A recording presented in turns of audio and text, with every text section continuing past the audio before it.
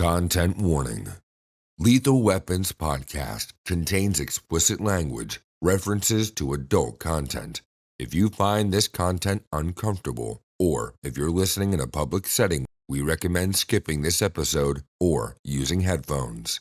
We believe in open conversations, but we also respect boundaries. If you choose to continue, be aware that we'll be discussing sensitive and explicit topics. Welcome back to episode 18 of Lethal Weapons podcast with end of his run, Forrest Gump. And Jordan Ducharm with us today. Hey. Hang on. There you go. You got your little button pressing, didn't you? Yeah. And our Lord and Saviour. Yeah. We all sort of look like a different version of Forrest Gump, actually. You look like through the times of it, don't you? Yeah. I'm him just before he died. Yeah. Oh, yeah, that's okay. He's not died, has he? Did he die? No, his wife died of AIDS. Yeah, his wife died of AIDS. Yeah. But he didn't give it to her. She just got it. Yeah, she had it before he had sex with her, didn't he? I don't know. Did she give him AIDS? I think she gave him AIDS. Wow. Yeah. So I look like AIDS Forrest Gump then. Yeah. And a little tiny Forrest Gump. Oh. Yeah. Was that his, do you reckon? She called it Forrest. Too. Yeah. But maybe she was just after like money because he had all that money. Yeah, he did well for himself, didn't he? Yeah, definitely. Did really well for himself. We can't swear in the beginning, but we can talk about AIDS. Yeah. Science. Yeah. Can you? I don't know if you can. Of course you can. Yeah. It's just an illness, isn't it? It's not a swear word. That's what it's called. No. Yeah. Could be hearing aids. Yeah. Yeah. That's true. Actually, if you got it in your ear, how would you... No. How would you get it in your ear? Yeah. No. Anyway, moving on. Do you think there'll be a Forrest Gump too? What would you call it if there was? Even Gumpier. I'd watch it, wouldn't you? No, I forget how it ends. I like. You ever have that thing in movies where just another movie could be the sequel to Forrest Gump? So like, if he went on to like captain a ship, you could just think of Captain Phillips as like Forrest Gump 2. That'd be or amazing. something That's like class. that. Oh, Sully in his plane. Yeah, absolutely. Or Philadelphia, where he got AIDS off. Yeah, he deserves a round of applause for that. 'Cause that was quality that night. I remember thinking that, like, you know, have you seen that movie Her with Joaquin Phoenix? No. He falls in love with like an AI essentially, and then it's just this tragic story because it's almost like a Black Mirror episode. Like more and more people are falling in love with their AI, and the AI knows everything about them, so it connects to them. And then eventually the AI like becomes bigger than him and dumps him. she's like, I need something more than this one human interaction. What's the one with that's the good where the guy's the island and he's got the Ex Machina. Ex Machina. Oh, that's a belting film. That's one a of my great favourite film. ever Yeah, films. yeah. She's a fit robot as well, isn't she? Yeah, and then doesn't she just kill him and then escapes? Like, Yeah. Spoiler alert to anyone who's not seen it. Yeah. I've not seen yet. I hate that when people get all precious about spoilers from like 10 years. It's like, if you gave a shit, you would have seen it. Yeah, it was a long time ago. You're okay, aren't you? I remember catching shit for spoiling something in The Sopranos from someone. And I was like, James Gandolfini is dead. Like in real life. Yeah, that's how long it's fucking been since The Sopranos. That's a great show. The best maybe. Yeah. I remember wondering about Titanic, but I sort of knew the outcome. Yeah. Yeah. One of my mates was like about Spartacus. You remember the Spartacus thing? He was like, oh, dude, he died. I was like, well, yeah. History. Yeah, he did. How did he die? He got stabbed. Speared. Oh, right. Yeah. That's how you'd want to die back then, 100%. You want to go out like swinging, don't you? Yeah. I'm guessing mine has still been old age, to be honest. Just quietly in my sleep. The old age of like 44. Yeah, absolutely. You die of like dysentery or some shit. That's it. It's all gonorrhea and stuff back in like Roman times, isn't it? It's just shit they didn't know how to treat, and that's why the age was so low. Yeah. But you'd still see the like 80-year-old dudes with like beards down to their fucking knees and stuff. Socrates was he Greek? Socrates. Greek, well, he got fucking killed by the government. Yeah. Because he would just like throw shit in people's face all the time, like debate people and make like fools of them. Does. Yeah. And then it's like he just pissed off the wrong guy, and the guy's like, you know what, we're killing this motherfucker. Just killed him for being too smart. Yeah. That's what I'm scared of. Yeah. Yeah. I won't worry too much, mate. That's why. Too much truth. I just dumb it down a little bit for everybody, but in secret. Well, I was trying to do a bit for Forever. I'm like, it's funny that we still look at like Socrates and Plato and Aristotle, but I'm like, all those guys fucked kids. Yeah. But on the record, they all had teenagers that they would like raise from like 11 to 15, and they teach them shit, but then also like have sex with them. Yeah. So I'm like, why are we just still listening to like these guys? I'm like, I'm sure they had some good ideas, but they also thought it was okay to, ban kids. It's that old argument though. Oh, different generation. Yeah. Different generation. It was chill back then. It was okay back then. Like when your granddad's racist. It's like, no, it was fine back then to say things like that. Yeah. But really, it's not. It's not, and you just can't do it. Doesn't like, really no matter fly. how smart I am, I don't have sex with children. Yeah. Do you know what I mean? It's a choice I made. Yeah. It's That's the right fair. one. Yeah. But you could calculate the angles if you did. Yeah. Yeah. Absolutely. Yeah, maybe it gives Absolutely. you intelligence. Yeah. We don't know that yet. Yeah. Maybe that's how. Maybe That that's how unlocks a you part get of it. your brain. Like vampires with blood, it could Yeah. be. Yeah. Stephen Hawking's basement's just filled with corpses. Of Yeah. That's why Epstein was always bringing geniuses out there. yeah. He's like, look, I know it's weird. But you've got to try This this. is the key. Yeah. Got to try this. Yeah. Prince Andrew got really good GCSEs. Yeah. Oh, well, he actually flies because he's so dumb. He actually flies in the face of our theory, I guess. Yeah, he does actually, Like doesn't he? he would have been smarter by now. Yeah. You won't sweat it though. No. Yeah, he wasn't sweating. That's got to be my favorite, by the way, in the history of guys trying to like swerve accusations. That might be my favorite ever. Yeah. I- 100%. Because he's so arrogant just taking the interview. Like, it's such a crazy interview to take. And then to just be like, well, that couldn't have been me. Because everyone knows I don't sweat. Yeah. Like, what? It's like, you're in the photo. And it doesn't matter because my mum's a queen. Or was. Yeah. Still doesn't matter. My mum's bigger than your mum. Yeah. It's only little, won't you? The queen? Yeah. Do you get smaller when you get older though, don't you? Yeah, you shrink, sort of. Yeah. It's almost like, I've always thought, aging is like a hill, sort of.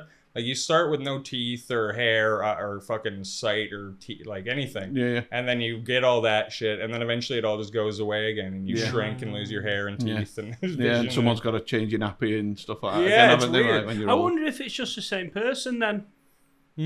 Like, goes just- and then gets reborn, but it's them gone younger and... Like reincarnation. Yeah. Yeah. Maybe that's it. Maybe we've just discovered it. Yeah. Like and follow for We're more just- reincarnations. We've cracked the code. This is what happens. But it can't be, can it? Because population keeps increasing, doesn't it? Yeah, It would right. always stay exactly the same if that was the case. Well, how do you know there's just not a big room full of people waiting to come back? Yeah, the waiting room's just building up a bit. I need you to explain that one. But can't you reincarnate as anything? Like, you could come back as like an ant or like... If you could pick, that's the best. An An ant? ant? Like, no, an ant's not the best. I If you- shouldn't be... no, I'd I always be an shouldn't be an uncle. uncle, mate. If you could pick what you could be reincarnated as, that would be the best thing. Yeah. Like if you got like a list of like, right, well, this is what we've got available at the minute. I'd just pick a smarter, better looking human. Would you? Yeah, I wouldn't want to be an animal. Like, every animal's life looks boring or scary. See, I was thinking of Cameron Diaz's bike seat. Would you? Fair enough. I get it. Very... Oh, Yeah, no. Yeah, I think I'd like to have a... Because if it keeps happening, I'd have a go at everything. I'd have Yeah, a go I at guess being so. everything. I just wouldn't All want to the be things. something that like gets eaten alive or like fucking... it'd be good. something If that just... if you knew you were coming back, though, it wouldn't matter, would it? I guess so, it'd be yeah. like an But if experience, you knew. wouldn't it? Yeah. But if you didn't know, then Yeah. it's like Because us now. That's it. This could be my like 5th time round. Yeah. Yeah. That's even more depressing. It's If this is my fucking 5th annoying that I time, picked I'm like- this. It's so annoying that this is what I picked. If that's the case, Yeah. Do you I'd think be you really. get to pick? I'd like to just be a Labrador. You know, Would you? yeah, that just lies down Anything in to someone's be- house and gets me belly scratched. And lick And, your own balls? yeah, watch You'd someone end up pick- one of those Labradors that gets beaten and like has to be Yeah. rescued or whatever. No, just like, and I feel like Labradors are always looked after, aren't If they? you were a blind That's dog, you know, true. Yeah. a blind dog Labrador, you could have a right laughing at. couldn't Yeah, you? that'd be really good. That'd be really good. I You know, grew if you up had a twat of like an owner, Yeah. like a blind dog, I'd walk them into traffic. No problem. There's a curve. whatsoever. I grew up with a blind dog actually, and it sounds brutal, but then you realize dogs don't give a fuck like the way humans would, you know? Like, if you're a human, that's like, that's upsetting, but a dog just doesn't care. So like, Yeah. once I realized he wasn't upset, it was sort of like, oh, this is just funny now. Yeah. Like, bump into stuff all the time or like fall off the curb, and like dogs can look embarrassed. It's pretty funny. There's an amazing video with a blind dog. I don't know if you've seen it, where it walks into a room, but they've moved the couch. Oh. They're waiting for a new couch, and it goes to jump onto its favourite couch and just headers into the floor. My dog would do stuff like that all the time. Did he ever find a bone? Yeah, it was weird. But like, because they've already got great hearing, and I imagine it gets even better. So like, it was like a super hearer or whatever. Yeah. But you just couldn't And the see. smell's amazing already in it. So imagine a blind one would be like fucked in your house. Yeah. Depends how good looking it is. So, Jordan. Hey. Yeah, what an intro. Yeah, really strong, really strong. What brought you over to the UK? Because obviously you're not Man, a native. A couple reasons. Well, it's funny because I am Native American, but although cool. not native to the UK. No, a couple things. Like my girlfriend Lulu, her visa was running out, and she's from France. She was living in Vancouver, and I wanted to leave Vancouver for years at that point. So it's sort of like the perfect timing. Yeah. And we just threw a dart. And at the time, UK was still Britain was still in the EU. So she was able to move here, and we just did that while it was all good, and I've been here ever since. Because my mom's born in Wales. I forgot if I said that. But it's like a loophole, Like if your mom's just born in the country and then leaves when she's 4, you're still a citizen. That's quality, innit? It was great, yeah. I was on the phone with a lady for an hour just trying to find out how to apply for citizenship. And after an hour, she's like, wait, you said your mom was born in Wales? Like, yeah, you're already a citizen. Like, this talk didn't need to happen. It's just a big waste of time. But I'm like, that's great if I'm already a citizen. That's cool. But then the other part is, like, Canada's a really tough city to make a living in, comedy-wise. Tough country. And it's because all the cities are so spread apart. And it's like, if you can't make your living in one city, you're really going to have a tough go of it, or drive to like really middle of nowhere. So, like, we think we have long commutes to the middle of nowhere. Like, Medicine Hat is like a 20-hour drive. Wow. Where they might put you in a hotel and give you like a few $100s. But it's like stuff like that just seems miserable and almost dangerous, Yeah. So the scene here is just way better. And comedy is more like in the culture here. It's sort of baked into the foundation in a way that it's just not in Canada. So for all those reasons, it seems sort of obvious. And I'm glad I ended up picking here because I think we got a really good scene. Yeah, the Northwest quality in it for comedy. So what got you into it? What made you decide you wanted to do comedy? I don't know, man. I was such a loser in my like early 20s, Like I had nothing going on. I was drinking the same way I do now, but like for no reason. Just working in a kitchen, like hated it. I hated everything I was doing. And it was sort of like friends were starting to move on and do stuff with their life, and like it just was getting more depressing. And I'd always wanted to do stand-up. It was always an idea. I actually had a buddy I worked at the restaurant with that did it years earlier. And I always wish I'd tried to do it with him, because like then I could have had those couple years. Because the first time I ever did it, I was like, oh, this is what I want to do. I finally have a thing I want to do. I used to go to college I think I have 3 years of general studies. And I'd take like psychology, sociology, just anything that seemed like it might appeal, and hoped that it would hit the same way stand-up did. And nothing ever hit. And I was like, well, maybe I'm just doomed to be a kitchen alcoholic or whatever. And then comedy was it, and I'm like, okay, this is it. Now I can just throw my life at this thing, and it sort of never looked back, So did you do comedy in Canada? Yeah, I started there. Yeah. And as much as I had like bitter feelings of Vancouver when I left, I'm really glad I started there, because it's a really like liberal city. Really like art is sort of like a big focus of the city, so there were tons of shows to do. Like you could do 10 open mics a week easy if you wanted to. Yeah, I remember like I ran one on Thursday, and then as soon as ours was over, we'd go to the this one down the street that happened to be running in a pizza basement, do that, and she'd always put us up early because she knew we were running our own one. And then Yuck Yucks would have one that which is the chain in Canada, would have a third open mic that started at like 11 p.m. after the show. So on Thursday, we'd get three in on just a Thursday, and you'd be doing that constantly. So it's really good to start, but then there's just no money past that. Yeah. At least not in my experience. I never felt like I was being held back. I was only a 3-year comic, so it wasn't like any sour grapes or whatever, but it just seemed really tough to break through. Did you find that the comedy you did in Canada related to the comedy you did when you got here? Yeah, it's all very similar. I felt a lot of more pushback over in Canada because they're like so, it really is like PC to the extreme over there. And I'm not one of those, I really don't like being one of those like, you can't say anything, cancel culture guys, because I'm just not that, and I don't think that's true. But in Canada, I did feel like some people were just looking for you to sort of say something, slip up, sort of step out of line.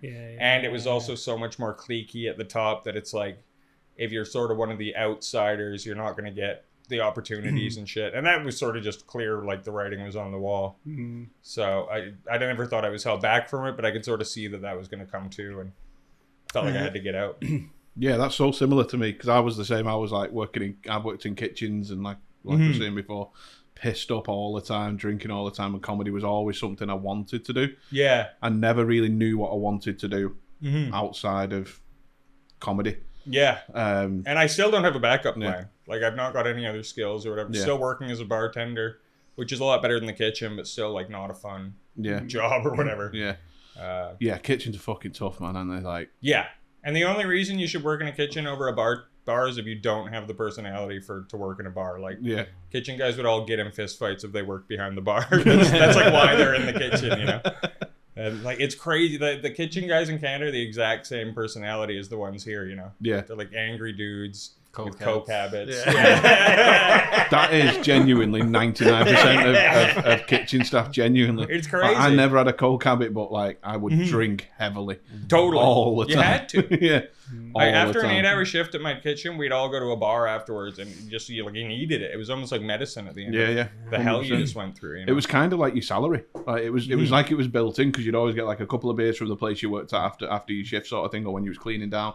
And Totally. then it was like, right, okay, so I've had There'd 2 always beers be a now. bar like next to the place Yeah. you worked that would give you a discount because they knew who you were. Yeah, like right, where we going now then? Because And I've had 2 beers now. I've finished. Where the fuck we going? And then my shift would start at 5 p.m. the next day, so you can get as fucked up as you want. Yeah, And exactly. know that you can just sleep until Have a sleep. Yeah, like 2 p.m. exactly. You know? Exactly. But it's no kind of life, man. And especially if you're not, unless you're passionate about cooking, and then more power to you. But Yeah. from my experience, no one that works there is. It's always someone who started as a dishwasher Yeah. and then moved up the ladder and didn't end up doing anything else. Yeah, And to me, that's like scary. I don't know. yeah. I was passionate about food. I was clearly. Obviously. Yeah. See, I don't knew know it was you, I don't fucking know you coming. well enough to make the joke. But you No, make set all that the up. jokes, man. It's all good. So I actually did it for that reason. I wanted to be a chef. Well, I imagine But the then- industry beats that out of you too. 100%. Yeah. 100%. Like 8 years in, I was done. Yeah. I was a chef for like 8 years. I was fucking done. Like absolutely. Yeah, it's a burnout, man. And, Yeah. and they don't get paid enough, and it's just brutal. I mean, Yeah, the I money's see why they're shocking. all bitter and angry. You know? Yeah, but I was never like an angry chef. You know, like you see him screaming and shouting and stuff like that, and Yeah. that was never me. Like, Right. I was always pretty chill. Yeah. I was always pretty chill with it. Maybe because I was fucking pissed all the time, though. But yeah, I was always pretty chill So, with it. if you're Canadian, do you ever watch hockey?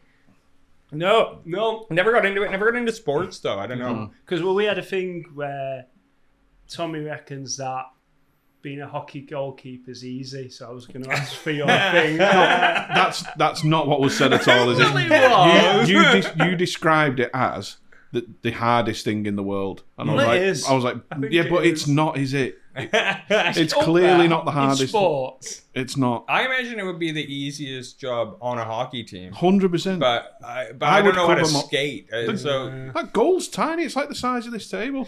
Yeah, I take up the majority the of that goalie, table. and they always look like heavily armored Yeah, dudes. exactly. I've I got think they're heavily armoured for a reason. exactly. That would be the worst part. Would be not like diving out of the way of the pucks that Yeah. are coming like 60 miles an hour or whatever. Yeah, Have you ever watched that? What's that film? Mighty Ducks? No. where he is it the sniper where he defuses all the bombs? Oh yeah. That's what it's like. What was it called? That? Oh, It's a great film. I hated it because it beat all Hurt my favorite Locker. movies. Hurt Locker, that was it. It won movie of the year, but I was like so mad because Inglourious Bastards was out that Oh, year. was it? Yeah. Oh, that's a good film as Yeah, well. Oh, I I don't love know it. what Oh, I prefer that- out of that. Inglourious Bastards, 100%. That's my favorite Tarantino though, so I love that movie. I watched that movie on an edible for the first time, and I didn't expect the edible to kick my ass so hard. Yeah. But just when the movie started, the edible kicked in, and I just watched it screaming high the whole time. And by the end, I was like, that was the greatest movie I've ever seen in my life. It's amazing. Yeah, It's the best so opening intense. scene from any film. Well, Yeah. I don't know. I don't think it's my favourite Tarantino. I like The Hateful Eight, but no one likes that one. Hateful Eight's quality. I never watched it, you know. Yeah. That's the Yeah, one it's I've quite never good. seen. Oh, it's actually. quality. Yeah, I quite Yeah, liked it's great. it. Yeah. I mean, I'm sort of like your basic bitch with Tarantino, like Pulp Fiction, Pulp Reservoir Fiction, Dogs, yeah. sort of. Dust Till Dawn. That's all right, yeah. Yeah. Is Dust Till Dawn the one? That's where where he vampires? stars in it. Yeah. It's like him and Clooney, isn't it? Yeah. Yeah. Such a bizarre like tandem to star in a movie. There's that fact about it, isn't there, where he wrote into the film that I can't remember the woman who with the feet. Selma Hayek pours that's right. tequila down her feet and then someone drinks it off her toes. Really? And he wrote that and then cast himself in that position. Well, he does it every film, doesn't he? He has feet in because he's got a foot. You gotta be the change you want to see in the world, you know? Yeah, absolutely. Absolutely. Oh, that's What a mad. maniac. What's the other one I watched with him as well? Where is it Brad Pitt? Where he's in Hollywood? Oh, Once Upon a Time in I've Hollywood? not seen that's that it. one. It's pretty good. That's the only one I've that's not seen. a bad film It's all right. as well, yeah. There's like a half hour of dead air you could just take out of it, but Yeah. that's pretty much every one of his movies. Yeah. But no, for sports, I never got into hockey, but I was in Vancouver when they had like the Stanley Cup riots. Do you guys ever hear of that? Yeah. So it was like Vancouver never makes it to the Stanley Cup finals. And once they did, and I want to say 93, but I might be off a year or two. I'm not sure. And when that happened, they got to the final, like game 7 of the finals, which is the last game, and lost. And the people in Vancouver rioted. And it was like fucking crazy because Canadians never riot, you know? And they destroyed all this shit over a hockey game, and it was just like pent up energy. So in 2000, I want to say 9, they made it back there again, or it might have been 2010 in the finals. And again, it was game 7. But there was this thing like beforehand, like everyone sort of just knew if this doesn't go our way, let's have fun rioting. And it was like the second they lost, people just started losing it. And I'll never forget it because I was at my buddy's place and we watched the game final. And as soon as it was over, everyone just headed to the balcony to start smoking joints and cigarettes or whatever. And maybe an hour later, I just went to go take a piss and no one had turned off the TV yet. And we just looked at the TV and it's like a full-scale riot happening in Vancouver, like on the same channel that the game was just on. And I was like, holy shit, everyone, like, check out what's going on here. And it was crazy, man. Like an intense, like, flipping cop cars, burning cars and shit. Like, all this broken glass and stuff.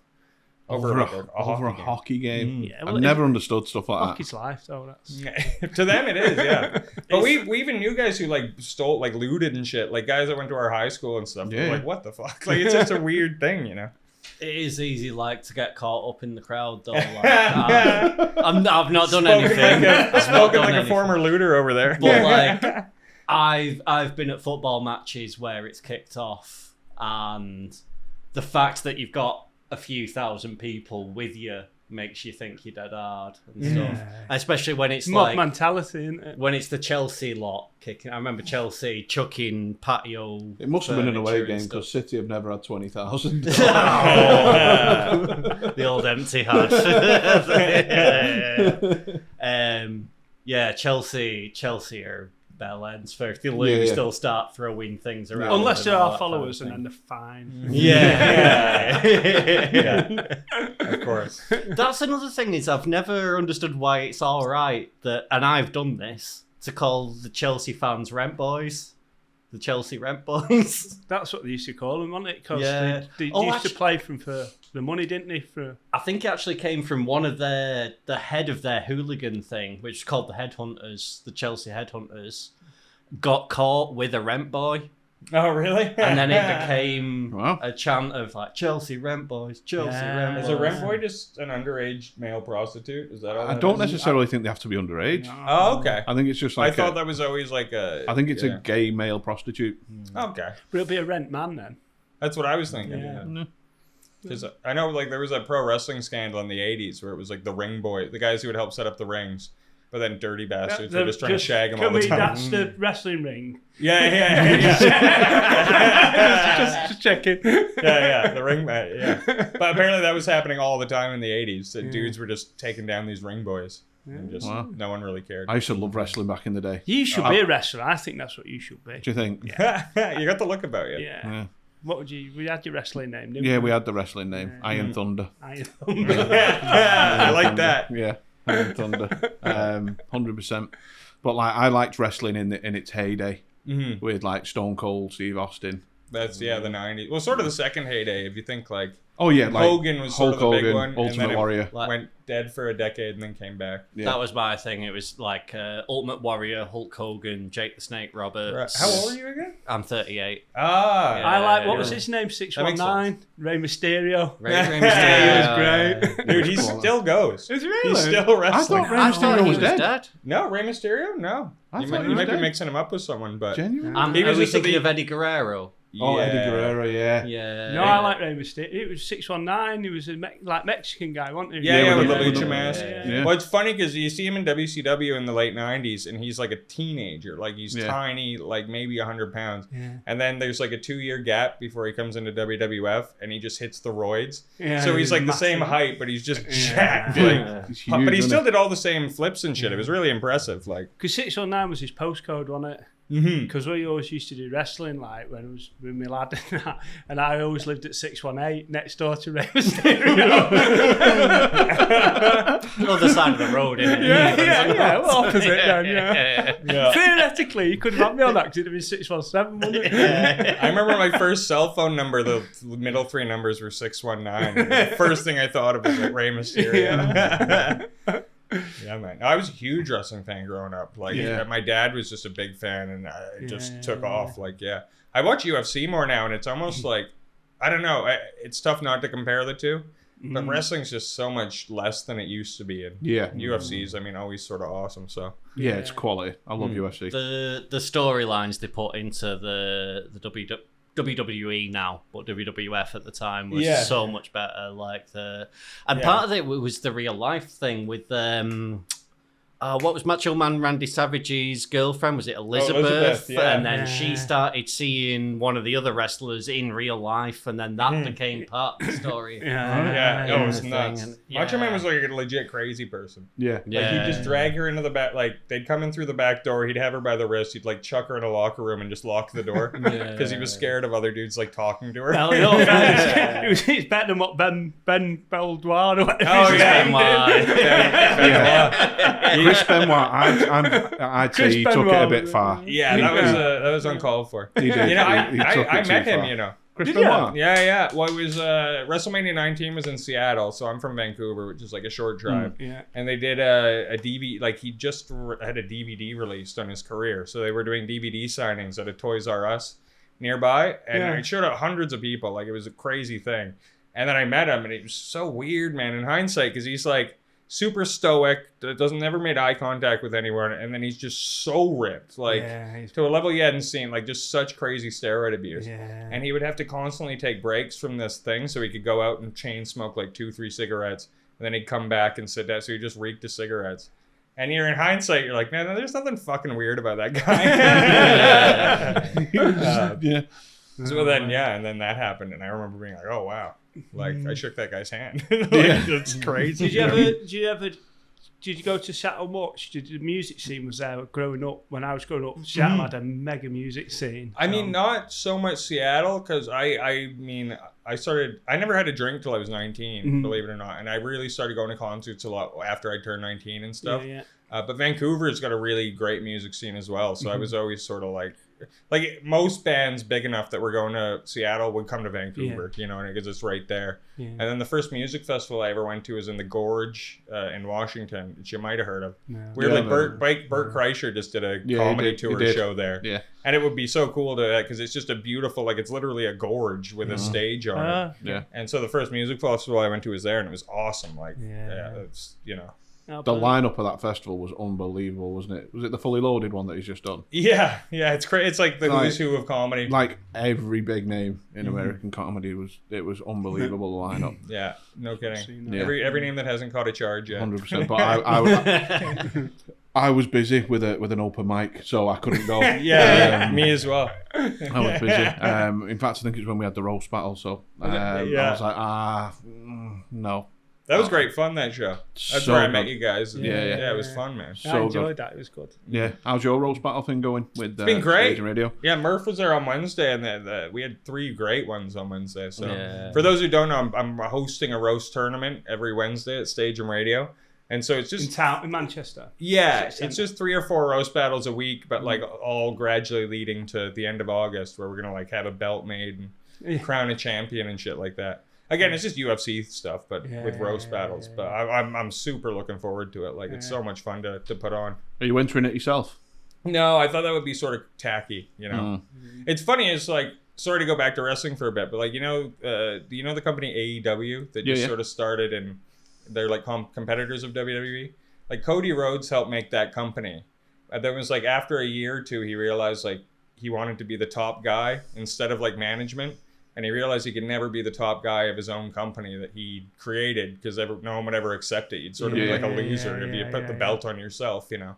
So he recently left and went back to WWE just to like be the champ, just to like be the man, basically. Yeah. And I think he's eventually going to come back and like, once he's sort of made his bones as the champ, he'll come back and like I whatever. used to do it. My lad used to play football, and one of the other managers always used to give his lad player of the year. And he was like, "What are you doing?" It's like that Simpsons. It's the Simpsons where they all play football, and Homer's like just wants Bart to be the star of the team, and Yeah. Bart just hates football, and it's like it's just embarrassing, But I feel like and many of the roasters in this tournament have never roasted before. The first round was 3. Like Murph, I don't think he'd roasted I before. hadn't right? roasted before. I've mentioned before it was Michael Mannion. Yeah. Who runs the other roast show I do and he's roasted like dozens of times. But yeah, so I didn't feel it would be right if I threw myself in, and then I wouldn't be able to judge them because I was also like I do a guest judge every week, but I'm not letting anyone in the tournament judge because it feels like a conflict of interest. Yeah. I want to make it somewhat like not realistic, but what's the word? Authentic, I guess. Yeah. 100%. And it has been the guest judge have been great. Like Simon Lomas was good. He was so funny. He's Yeah. quality Simon Lomas, isn't it? I think man. we've had Phil Ellis in, James Heath. Yeah. All really good like guest judges on it. Big Yeah. names. Yeah, it's been pretty Yeah. cool. Really cool. I've seen the footage from your roast. It was really good. Oh yeah. Yeah, I did Yeah. as well. Yeah, Really you good. did really good. I thought, yeah, Yeah, it was I something. thought you should have won, to be honest. I did too. No, genuinely. Yeah. Yeah, Can it's we something launch I've an not done appeal? before. Maybe we should launch an appeal. Do you have an appeal process? No. Just fuck off. That's the answer. I love it. We tried. Yeah. But no, they've never, like, the last Wednesdays were really close. And it's funny because I'm drinking throughout these whole shows that by the time it comes to judge, I'll sometimes forget, like, their first joke they told. Yeah. And you almost just got to go off the vibe of, like, what you sort of felt about the overall performance and stuff like that. It was great. I love doing it. Yeah. Yeah, I definitely want to do more roasts. Because I thought Yeah, you guys it were was class quality. at it. It was good. But that was, again, our first one. That was our first ever. I'd never done anything like that before, but I really enjoyed it. Really enjoyed it. How many sets have you guys done now? Like, are you hitting it hard or is I've done like 10, 12 gigs, something like that. Right. Yeah. Yeah. I've not done as many, but I did stand up years ago. I did it for quite a bit, and then Yeah, I remember you telling me that. yeah, and then I've just got out of it now and just try to get back into it a little bit again, and enjoying it. Bucket listing for me, really. Yeah, totally. No, that's cool, man. But yeah, enjoying it. It's good. Yeah. I love it. Yeah. I do genuinely love it. I'm writing some new stuff at the minute as well. Yeah. That's the difficulty with me because they say like use your same. What, right? That's because No. you're from St. Helens. You're literally dyslexic. I can write though. It just doesn't make sense, you know. I because I've got ADHD, I'm sick of my set already. Right, yeah. Do you know what I mean? So I'm like, I know exactly what you mean. I'm completely sick of my set. yeah. But Yeah. they tell you like, oh no, stick to that same 5-10 minutes for your first like 12, 18 months and just hone it. Yeah. I'm like, no. No, fucking boring now. Yeah. I've heard it myself. Like, I think I binned off everything from my first 5 minutes after about 6 months. Yeah. Yeah. No, the trick is like have it as a foundation and then slot stuff out. Yeah, yeah. So you just never stop writing, and then once you have a better bit, you replace it with your worst bit, and then sort of just build and build and build. You know? yeah. So that's what I'm doing at the minute. I'm just trying to change it up a little bit and stuff to make it a little bit more interesting for me because it's about the crowd. I think you've got to be interested for people to Yeah. want to be interested, haven't you? If you 100%. just Yeah, that's true too. reciting it, it's Yeah. you know, Because I don't know what. Because I've got the World Series at Beat the Frog in October. Oh, nice. So I don't know whether to use my same set as I used when I got through to it, You should. or do you know what I mean? I think you should. Just use that same set. Yeah, take it from me. You definitely should use whatever works best. I mean, because no one's gonna remember it. You know. Yeah. At a gong show, Yeah. and so you just hit them with your like I've been doing the frog now. I've had 2 weekend middles there, and I've got my next one coming up in August. I saw you at the Frog, I think. Oh, really? Yeah, when we were doing. I think when we were doing, we did the Corsair thing, and you were on the bill then because you got in for free if you did the comedy Corsair with Cool. Dave Williams. You got in, you could go anytime and watch as many shows as you want, and I'm sure you were on. Oh wow, that's all. Yeah. Yeah, and I wasn't just bragging, but I mean, like, I'm now doing it for the 3rd weekend in August, and I'm worrying about like the material or whatever, and you get told like it's really like, you know, audience members don't typically go to see a comedy show week after week after week after week. Like, it's mostly new, and then the ones that aren't new usually like comedy enough to get how it works, and if they like the jokes, they work anyway. So it's sort of like it's mostly in our heads. It's unless you've been doing like no new jokes for like 10 years or whatever. But you know. So I think the first time I seen you was we did a gig together for Tom Evans. Remember? Do you remember that little? Yeah, that was pretty recent. Yeah, in front of like 6 people or whatever. Yeah, it was. It was. That was my first paid gig ever. That was fun though. It was good. I actually remember having a good time there. Yeah, it was good.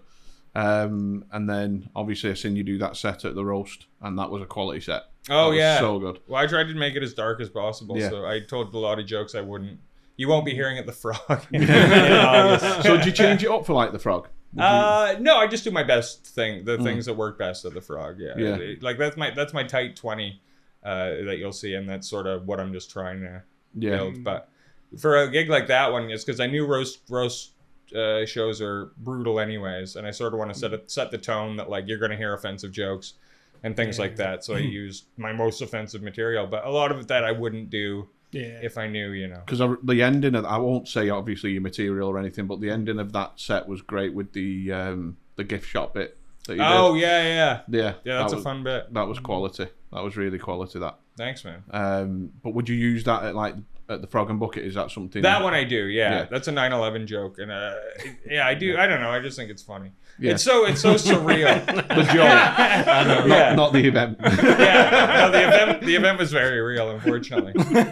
No, but it's about like if 9/11, if the museum had a gift shop, which is just bullshit. I've never actually been to New York, so it's all a bullshit bit. But it's quality though. A funny thing to. I flew home from holiday the day after 9/11. Really? Yeah. Where at? I went on holiday. We was in Lanzarote. We was coming home the day after 9/11. Yeah. We flew the day it happened. I watched it on the telly while I was packing, and then we flew out of Manchester to I think Tenerife, and I said to him, "We're not going to fly over the B&Q Trade Centre, are we?"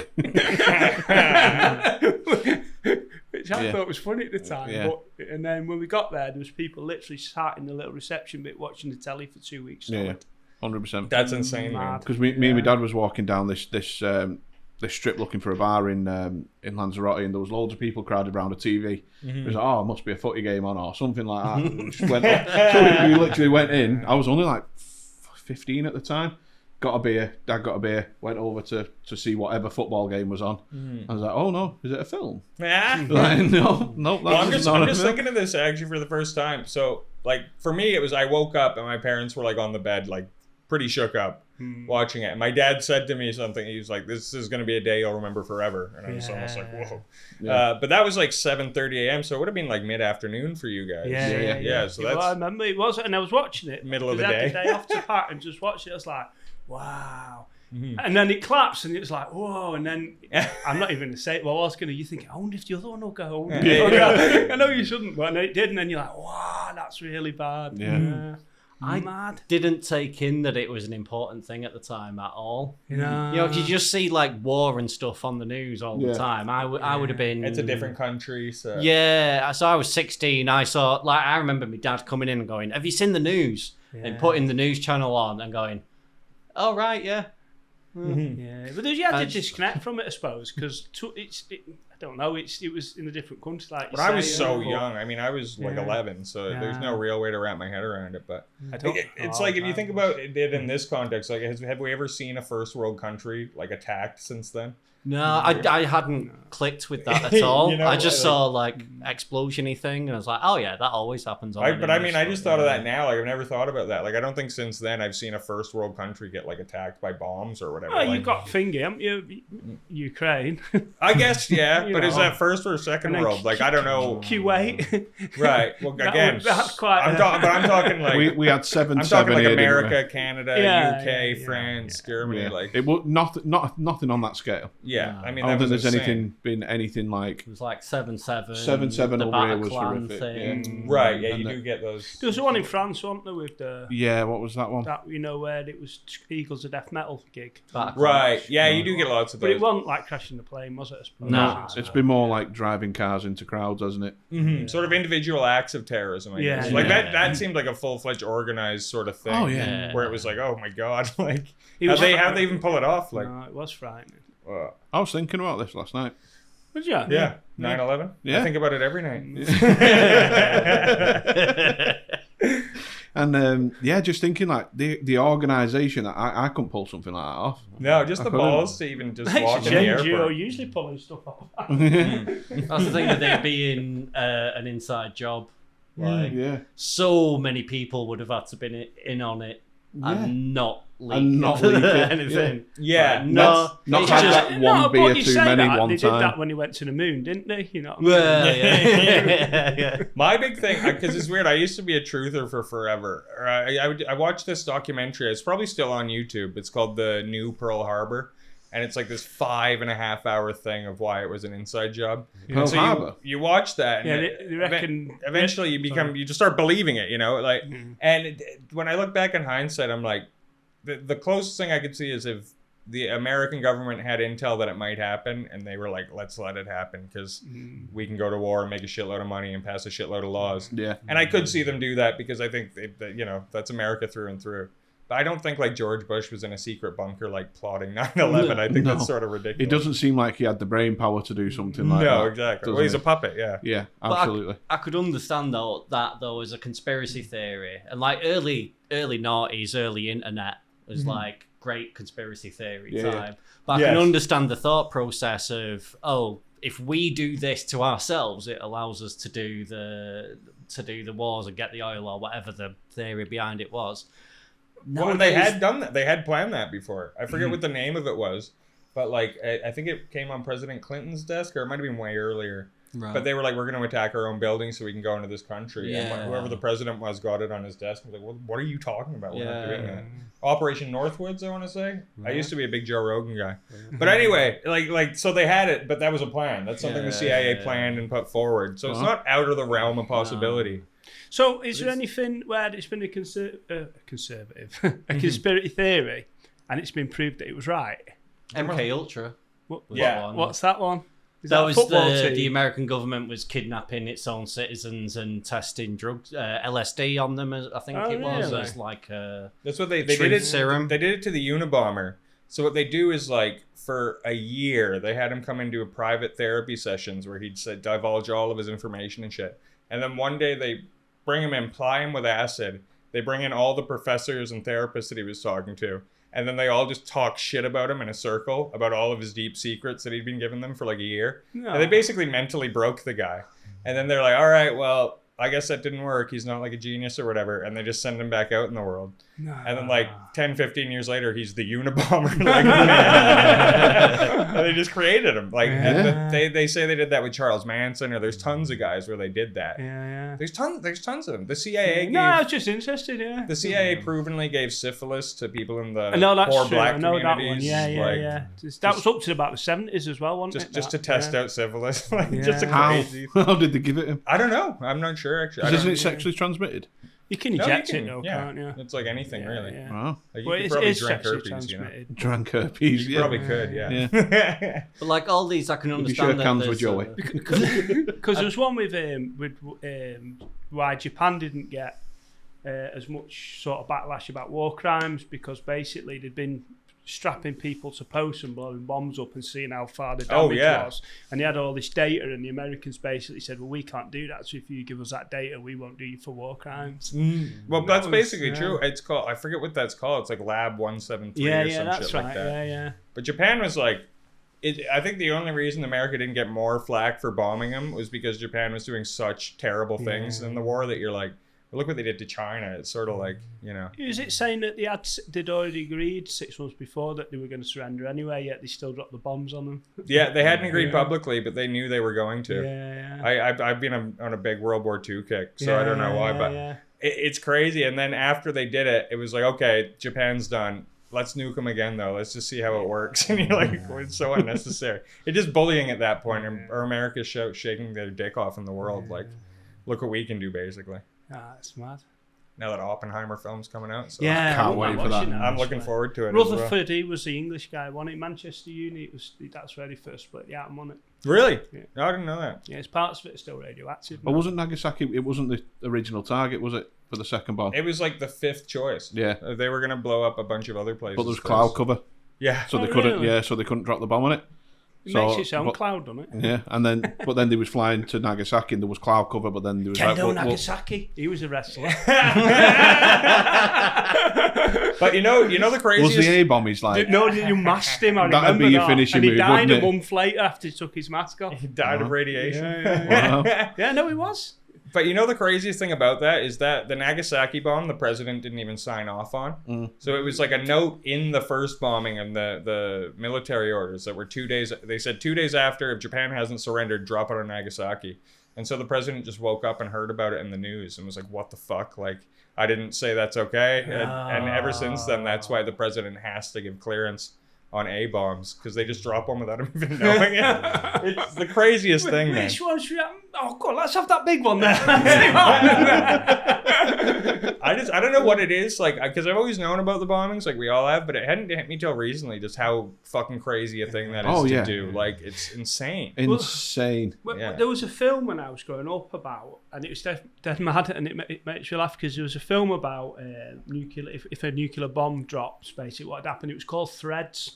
Oh yeah. Right? But now they've got this new Facebook, like Twitter thing called Threads, and I'm like, oh. That's what happened in the film.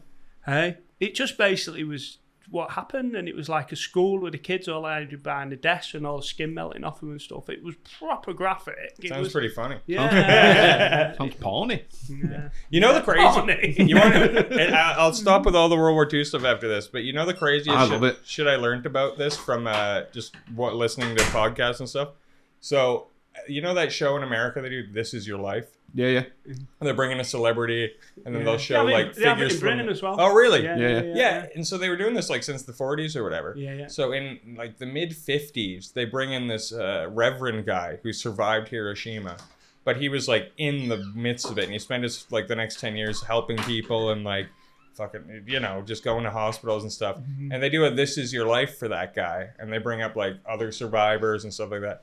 And then they're like, and now the co-pilot of the first plane that dropped the bomb on Hiroshima. Welcome out here to the. Was it Enola Gay on it? Was the plane? On the Enola Gay, and I Yeah. wish I could remember the guy's name. I think Leslie something. Yeah. And they lift the curtain, and it's just that guy, and the dude acts like he's seen a ghost. Like he's like, what the fuck? Like, Did he not know? no, they didn't tell him. They surprised him with it on live TV, and the episode's on YouTube now. You can go watch it, and it's just one of the like most unsettling things you've ever seen, man.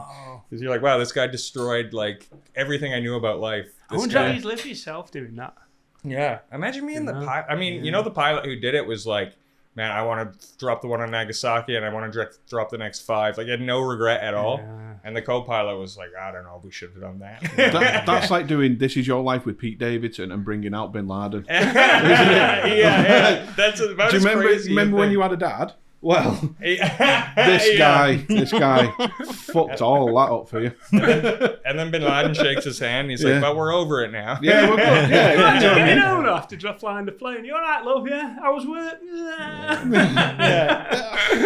Hit and miss. I think if you do something that crazy, you got to be so ideologically in that you can't 100%. even doubt your own No. actions after, or else it would drive you crazy. With Yeah. grief. Oh, yeah, that would drive me insane. Like, I would overthink that to the point of, like, I'd go crazy. Well, and the thing they say about Oppenheimer, so he's talking to Truman, who was the president who called it, and this was like I think a couple of years after, And he's like, so Truman, don't you think like the blood's on her hand? Don't you feel terrible about it? And Truman kicks him out of the office, and he's like, no, the blood's on my hands. You were just a scientist who came up with it. And he said he never wanted to speak to Oppenheimer again after that. And it like really separated. Like Oppenheimer was meant to be the next president. Yeah. And they called him a communist and got him out. But I'm sure that'll all be in the movie, hopefully. Can't wait Another to one watch you've it. spoiled. Exactly. Spoiling just history.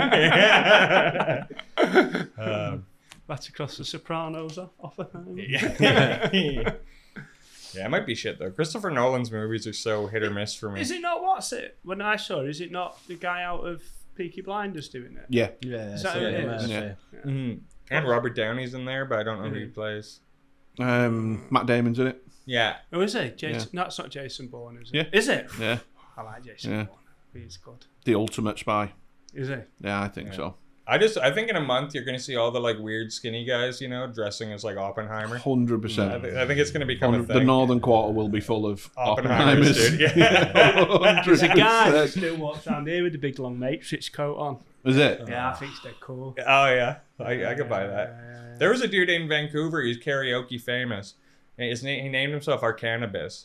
And if you ever went to any karaoke in the city, he's there with like 5-inch lifts and a black leather trench coat and just like done like basically Marilyn Manson looking. Yeah. And he would sing really well. He was a great karaoke singer, but he'd hand out cards afterwards and shit. And I'd be like, what are you promoting? We had a guy in Can you see yourself in 5 years? We had a guy in St. Helens who did the exact same thing. So his job was Elvis impersonator. Yeah. But he lived his life just like Elvis. Like he had a big Cadillac. Yeah. Like in St. Helens. Like, do you know what I mean? Yeah. And he had his fucking hair jet black dyed constantly with the fake tan and the Elvis sort of like clothes and stuff. He literally lived like that in a council house. Have you seen that AI thing they're doing now where you teach it how to sing basically and then you sing and they've got like Elvis singing. Oh, yeah. It blows my mind. There was Oasis, the Beatles singing Oasis and... Oh my God. Yeah. Crazy. I've seen one with Frank Sinatra singing Gangster's Paradise. Yeah. And it's fucking brilliant. It works. A Johnny Cash one, Johnny Cash singing. Oh no, I'll tell you one I saw, it was good. Bjork singing, what's he called? Not Billy Holiday, Billy... Eilish? No, like one Billy of the Joel? 50s sort of rock and roll, the first rock and roll guy. I can't think of his Madison. name. No. It'll come to me. Anyway. Billie Holiday? No, I'm thinking that's Billie a- Holiday, but yeah, she's that's a what- lady yeah. singer, isn't she? No, Little Richard, mate, that sort of thing. But I can't remember. It might have been Little Richard. Good job you've It got a might have been photographic Johnny B. memory, Good, isn't it? actually. Yeah, I can't. I don't need to. Don't mind, do you? I just saw this great segment before I got here, actually, because I watch the Howard Stern show all the time. It's sort of like one of my inspirations for the comedy show I do. And so he brings this guy named Crackhead Bob, who's like a member of his whack pack. He's this guy who's like addicted to crack, who just comes on the show all the time. And they fly him to Graceland, where like where everyone like goes to celebrate Elvis. And they start telling people that Crackhead Bob is a long distant cousin of Elvis's, and he's here to like do a concert for everyone. But the guy can barely speak, and so he's like singing Elvis songs terribly, and everyone's just like getting offended, like That's fucking like incredible. challenging him, like his authenticity or whatever. And it's just the best. It's just trolling in real life, but They made a movie on Howard Stern, didn't they, years ago? Like Howard, Private Parts, so good. where he plays himself. Yeah, it's so awesome, good. man. So good. Yeah, and he's meant to be in high school, but he's like a 45-year-old dude. Yeah. Like That's what all high school films do, though, don't they? They hire people in like the late 30s. Yeah, and then they do weird sex scenes with them, and then act like they don't know about it. Like Hollywood's so fucking weird for that. Yeah, it's bad, innit? Yeah. Like I love that show, Stranger Things. Yes. But I'm like, I don't need a love story between the preteens. Like it's just fucking weird to watch. Just kids temptation. that make I out. must It's admit, I weird. watched the first one, which was okay, and then the second series when it was, it might not have been, whichever one where they were in the shopping centre. Oh yeah, that was second season one, I two. think. Weird, Yeah. I've not watched it since then. Oh, it's great. The last No, one no. was the best one, but I just, it's just weird. Yeah. I love that show. Stranger Things. yeah, I only proper. liked it because we own a ride. I can't say it. Winona Ryder. And she's a top shoplifter as well. She is a top shoplifter. Well, she's not. She got caught, didn't she? I Yeah. think she did Yeah. it to bring Yeah, the top attention to her ones, skills. the top ones are still out there. Yeah. I'm really good at it. Are you a good shoplifter? Oh, yeah, 100%. How Yeah. do you go on about wearing baggy clothes? No, I only shoplift very specific things. What like? Toilet roll. Really? Well, yeah. Like a full thing of it? Yeah. How? So when you're going through with your trolley, always pick the toilet roll that's got, the little pulley handles on them, Yeah. and you just hang it on the back of your trolley. Oh, So you put wow. all your shopping on the thing, and then you just walk through that hanging off the back of your trolley. And you can sort of play ignorant, like, oh, I forgot if they catch you. I've only been caught once, and that's exactly what I did. I was like, shit, what am I like? Yeah. Yeah. Good job you saying that, love. And it's especially funny because I'll do this now where, like, I'll go to Sainsbury and you can just bring your own bag and sort of put it in there. And then when you do the self-checkout, I'll just leave 3 things in the bag. Yeah, 100%. And then check out. And I'm like, I'm still paying for, like, maybe £10 or whatever. But it's like... But then again, you might as well not pay for any of it. Well, that's the thing. That's the risk. Like, I know if I just walk out with a bag, it'll beep and I'll get caught. But if I walk out with a half paid for bag, then I'm like, well, hey, I'm not a fucking grocer and I forgot. So that's sort of on you guys for not having a person to Absolutely. do that. I won't use them self-checkouts, but it does me head in. Why? Really? Because I'm not getting paid, am I?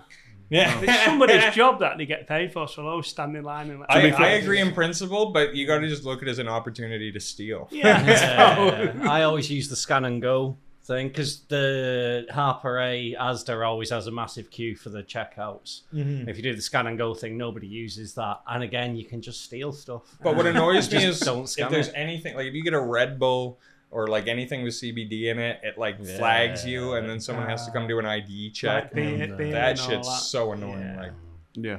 But I love stealing. Yeah. Yeah. I hate it. Genuinely. I don't know. It makes me Genuine. feel Makes me- guilt even when I'm like, Does it? Yeah. yeah, makes me I'm really bad at it. I even put in how many bags I've had. Sure. Oh, it does me head I've in. never paid for a carrier bag. Do you know? Absolutely not brought my own bags. You've got a button that says it. Just press it. No, but if you're using their bags, then you not think that's wrong. No, fuck 'em.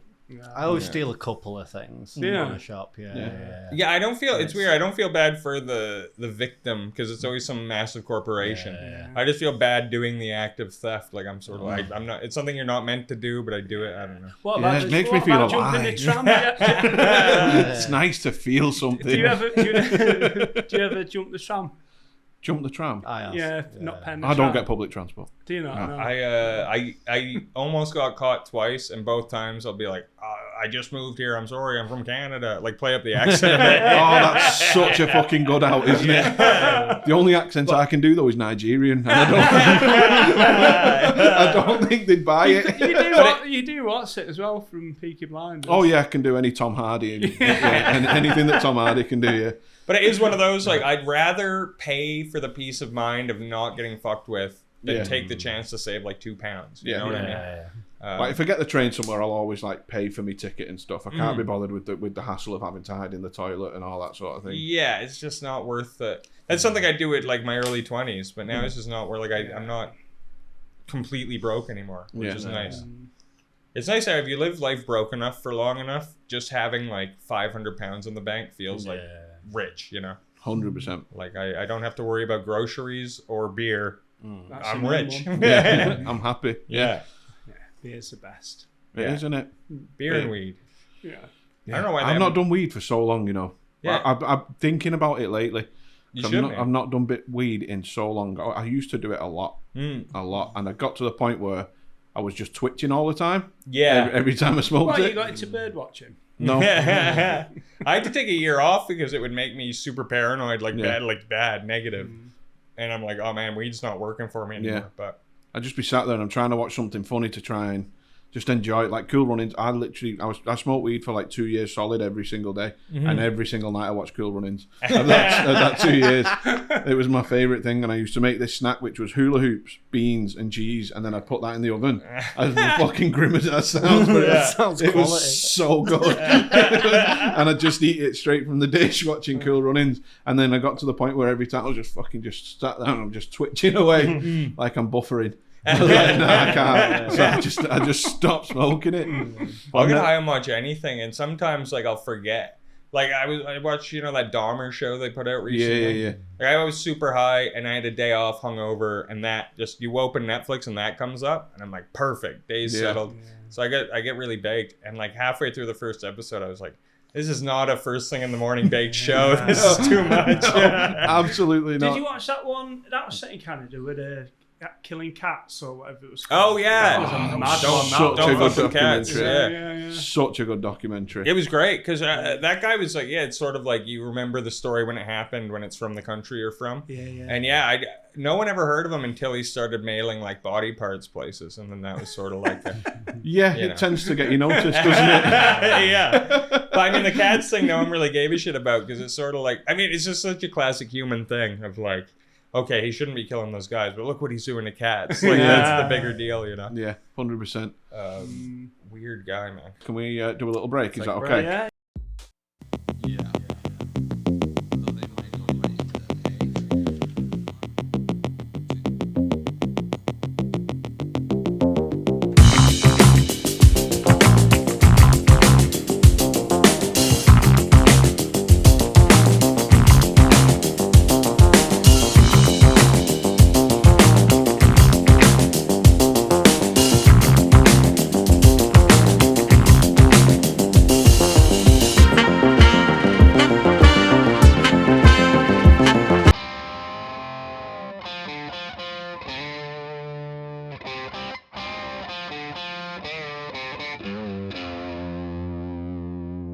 Welcome back, everybody. Yeah. We've been for a piss.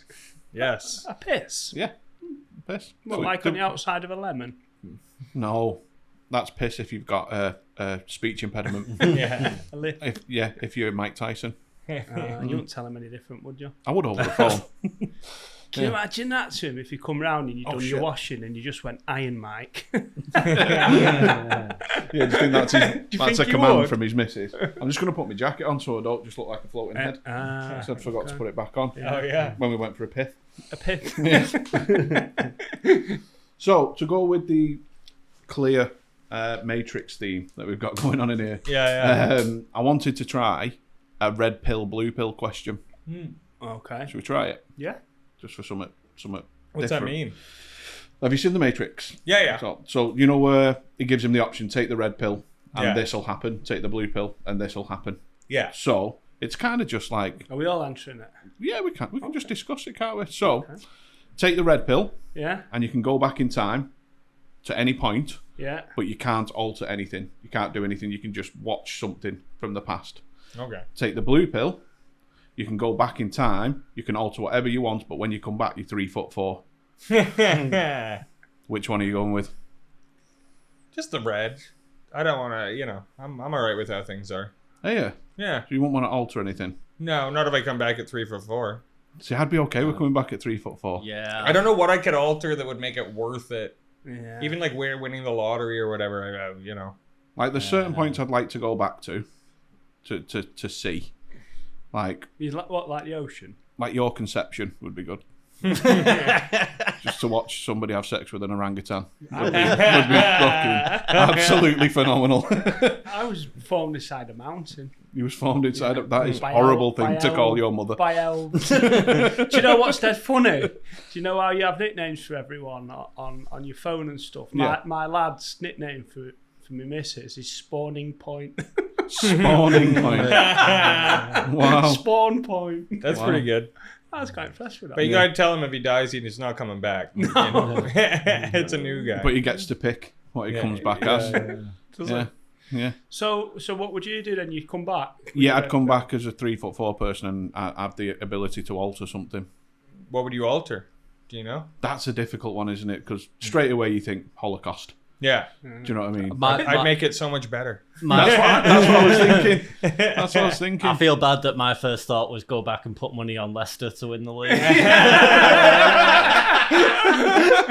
Come back as a rich midget. I'm alright with that. Yeah, I'd be fine with it. You'd make a fortune in Panto though. 3 foot. Exactly. Yeah, every Christmas. That's it. Spend all your money in clothes in Build-A-Bear. But the problem is like being a little person is like their life expectancy is so low. Is it? Yeah. It's Oh, like half the. It's just because they're tiny organs and stuff. It's just like one of those things. Except for their ass. Yeah, exactly. To be No, but fair- it's one of those, like, they're usually dead before 50. Yeah. No To way. be fair, if I had the money from winning on Leicester winning the league, my life would be short anyway. That's so true. yeah, That's so true. But I feel like ours would Just be short remember, for if very you do, different don't buy an reasons. helicopter. Yeah, it seems like Vern Troyer died dead early, didn't it? I know if Yeah. you're dead tall, Is he you die dead? dead early. Yeah, but as he well. was like a drug addict as well. Yeah. Yeah. I mean, which you would be too, you know? Yeah, If definitely. you were that small, I'd But- give you and some I'd- He That might was- not though, because he couldn't reach. Yeah. Yeah, it's harder to snort off a table, isn't it? Yeah. Or like the back of a toilet if you're 3'4". Yeah. Yeah, to be fair, China died around the same age and she was fully heighted. Yeah, she was huge, wasn't she? Yeah, Yeah. Is she on Steads and that?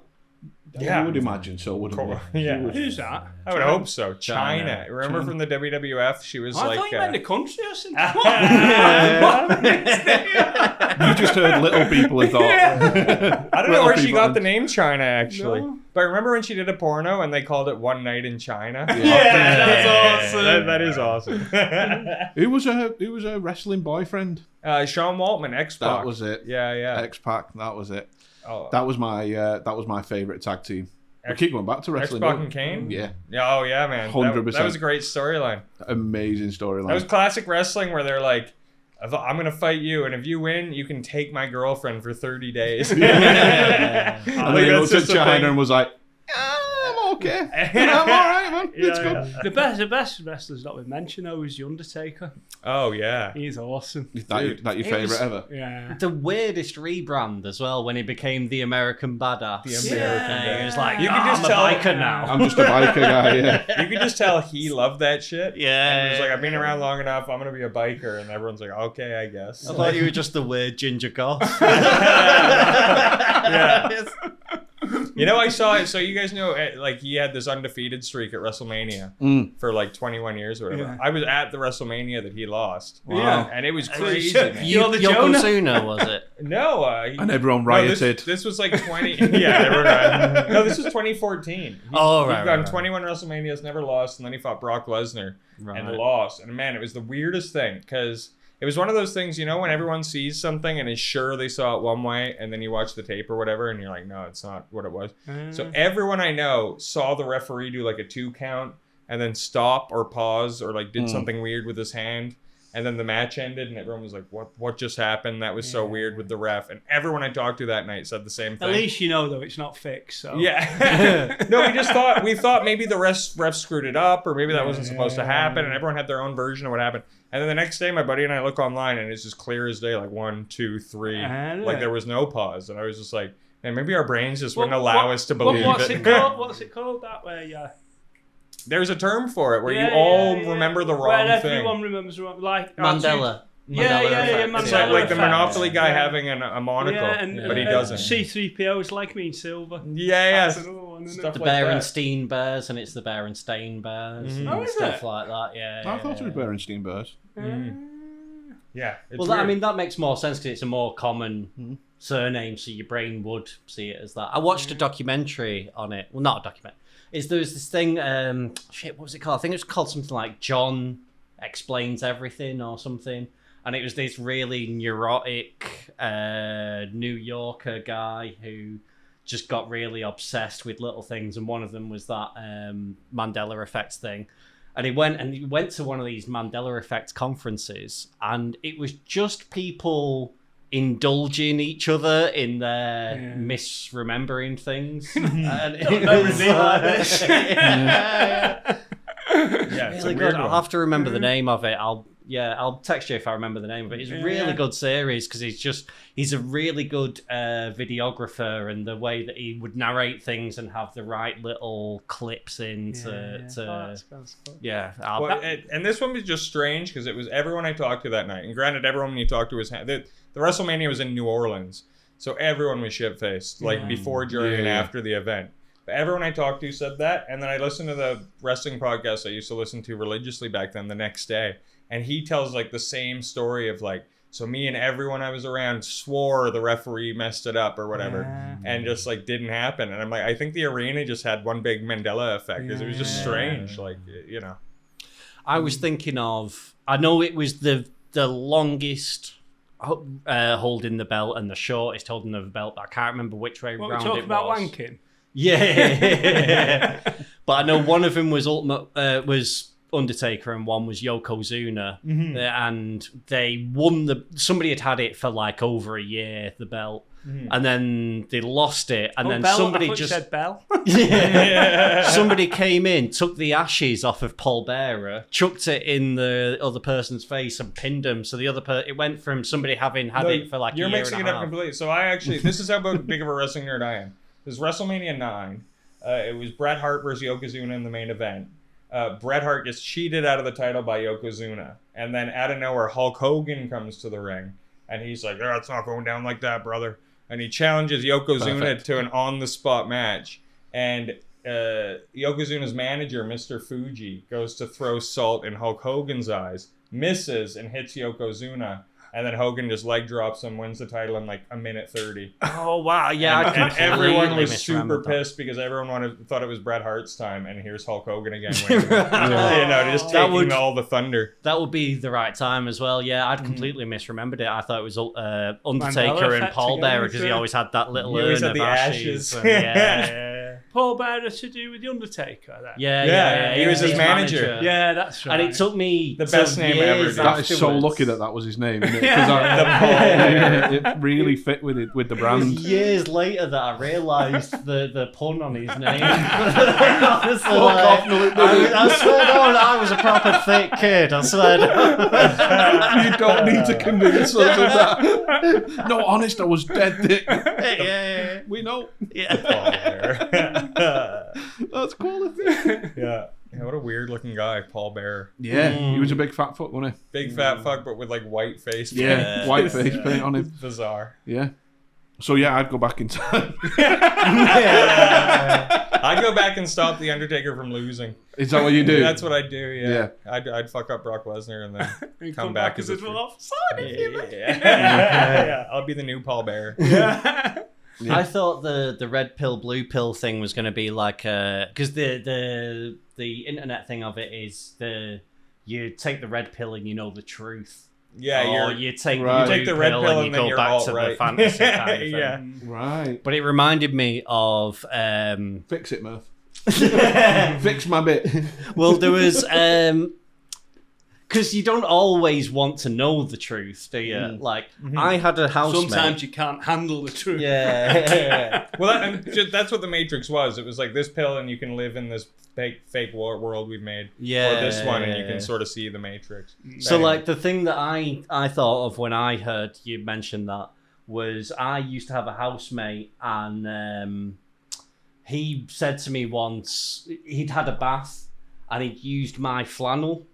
And he was like, oh, it's so relaxing just lying there in the bath with the flannel on your face kind of thing.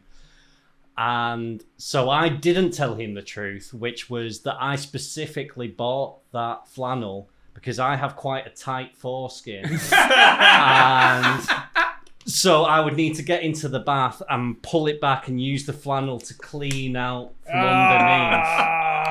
And he just sat there and gone like, oh, it's so good when you're just lying in the bath and you've got the flannel on your face, just relaxing and stuff. And I was like, he doesn't want the red pill. No. I'll just let him live in his fantasy world. That's if just he a found flannel. that out, he would want all of the pills. That's a good friend move, though. I don't know why, but I really fancy some sushi.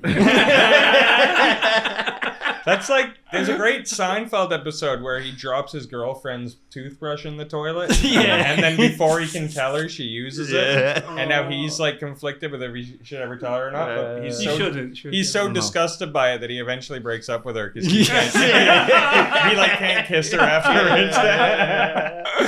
Toilet's fine. Is it? Yeah. I think as long toilet as you've got rid of the shit out my of it. mate, genuinely, this is true, right? It's the same guy with a brush, right? He washes his toilet brush in the dishwasher. Weird. Yeah, that's mentioned fucked that up. Yeah, that's an odd one though. Yeah. That is weird. Because that's where all But the it's shit clean, is. isn't it? No, because it's got shit on it, hasn't it? Yeah. if you're washing it on its own, I think if you're Well, sticking it even in if with the no, dishes... he don't do it dishwashing. He just puts it in and washes it. I always thought the holder of the toilet brush was suspect. 'Cause Yeah. It's always got that little Yeah. piss. Well, water. I am the holder of the toilet. Yeah. Like it's never dry. No. It always is wet No. with piss, I'm assuming. Like, Yeah, if- it's always got that minimum. little murky puddle at the bottom, Yeah, hasn't it? he always looks like a coronavirus. Yes, yeah. Yeah. That's one of the banned words. Is it? Yeah. Oh no. Yeah, apparently you can't mention it. Another We've done conspiracy. So well, yeah. Yeah. Well, it's weird. Maybe you can cut this chunk because I just started doing a bit on how I've got like Corona nostalgia now. Oh yeah. Because I'm like the lockdown was so great for a Yeah. while, and I'm like I used to just wake up and I was furloughed, so I'm getting 80% of my pay for 100% less work. Yeah. And I would literally wake up at 6 a.m. and get high and just play Red Dead Redemption I was so fucking jealous of all everybody. day, dude. So you have It to was the work? best. I wish I I had 2 fucking jobs that both kept going. I worked on a fucking dementia ward at a hospital. Oh no. Yeah, honestly. So you had to I worked explain to in them YouTube. every day what's Yeah, going yeah. on. Like no. It's this COVID's a real fucking thing. Yeah. 100%. Yeah. They're like, oh, I thought I made that up in my Yeah. own head. Sing Elvis to the same woman every single day. Yeah, it's great because Bless she you. hated him. Right, oh, really? Yeah. No, I sort of like Yeah. it was weird. I understand it sucked for a lot of people, but I loved my lockdown because at that point I'd been doing comedy for like I want to say 6 years, and I'd never taken a week off other than when I moved here, and I was just very burnt out, and I was working like 40-50 hours a week, and just didn't feel how burnt out I was until I stopped, and I was like, oh, man, I needed it, you know, Yeah. I Like needed a just the reset. time off, yeah. Did you write any material and stuff while you were off, or did you? I did a lot of admin stuff, you know. Yeah. Like I made a website, I made business cards, I started the podcast, I did lots of stuff that like I'd been putting off because I was so busy performing all the time and Yeah, stuff, you know. I really looked at that as like a blessing in disguise because I would never stop if I knew everyone else didn't have to stop because then you Yeah. feel like you're losing your spot or whatever. Mm. But if everyone has to stop, then it's like this is great. Yeah, You know, yeah. you don't Yeah. even have to worry about it. That's the thing with comedy, isn't it? You can't stop. Like Yeah, you've got to exactly. just keep going and going and going. That's what all it the feels time. like anyway. And, Yeah. and it's funny because like people wonder why things aren't happening for them, and I'm like, it's because everyone you're competing with is out there 5-6 nights a week, Yeah. and if you're not doing that, you're just not really it's out of sight, out of mind, you know. Yeah, it was 100% That's is. true, that. Like I took this last week off from gigging. Mm-hmm. I was like, and I'd got to the point I was fucking tired because I'm still working full time, then coming Yeah. in and gigging. Like I was doing like 2-3 a week and stuff, which isn't a lot for most people. But I was. It wears on you though, man. But I'm old. Yeah. I'm fucking old, and I was tired, so I'm just going to take this week to write some new stuff, not do any gigs, and I feel like I'm behind now, Yeah, just from 1 week. yeah, and it does. It feels like that way to me too. Like I got back from France on Monday. It was a girlfriend's family wedding, and like sunburnt to shit, bitten with mosquitoes. I headlined a show for Sammy and Allende, sorry, Oh, yeah. and Connor Mack, which went great, but I got trashed that night. I drank a lot on Tuesday, Wednesday, and then yesterday was my first full no work, no gig day, and I was like, I just didn't even move, didn't leave the house. Like, They're the best days. yeah, it was Like- great. Do you know what? It's all Do nice you know and- what the best thing is when them days are? Watching Columbo. Do you like? Yeah, No. I just love it. One Have you more watched time. Poker Face? From Columbo? It's like a new Columbo. Oh no, It's the woman off of Russian Doll. Russian. Oh yeah, I know. Oh, what you yeah. mean. Yeah, it's her, but she's Weirdly basically hot, her. Yeah. Who is she? I don't know who she is. She like big gingery hair woman, her up, mate. kind of Let's have a raspy voice. Orange is the New Black as well. I love that show. Really? Yeah. She's like the really lesbian-y one. I watched the Not first the really episode. one, but the... I watched the first episode of Orange is the New Black to see the Oh, woman yeah, she's off from American of, Pie. the woman off the yeah. 70s show. One more time. Got a baps out in it on the first episode. Oh, so yeah, I watched Donna. that one, and then I watched the second one. I was like, oh, they're not just getting the baps out every episode. I did the same thing with Glow, because it had... I loved Glow. I've never seen Glow. Alison Brie. Oh. She got her Yeah. baps out. Game in of the Thrones first was the best episode for of that though. Oh, yeah. I've never watched Game of Thrones. Oh, it's so good. Mate. You look like such a Game of Thrones type person. Yeah. Like if you had I to know what draw you a mean. Game of Thrones person, that's what you'd I draw. do know what you mean, but I'm also offended. Yeah. Well, it's religion in it again. You see. You Yeah. can't watch it. Yeah, we all look like we should be at like a Warhammer tournament right now or Yeah, something. there's actually a shop just over the road. But yeah, she's basically the Columbo character, and she's got the ability that she just knows when people are bullshitting. Right. Oh, And watch she that just then. travels from town to town. It's Yeah. it's good. It's called Poker Face. Yeah. If you like Columbo, you'll like Yeah, Poker Face. I love anyway. Columbo. One more thing. Yeah. He's well good. She might even have said that a couple of times. I don't know. I might be misremembering that. More but- Mandelas. I love how much this podcast is us talking about shows we love. Yeah. Because I'm not. That's not ironic. Like I love just chatting TV. Like have you guys seen Yeah. that one? Oh fuck! Now that I brought it up, I can't remember the. It starts with an S. It's got Adam Scott, and it's like this. It's almost like a Black Mirror premise where you get this implant. Severed, yeah.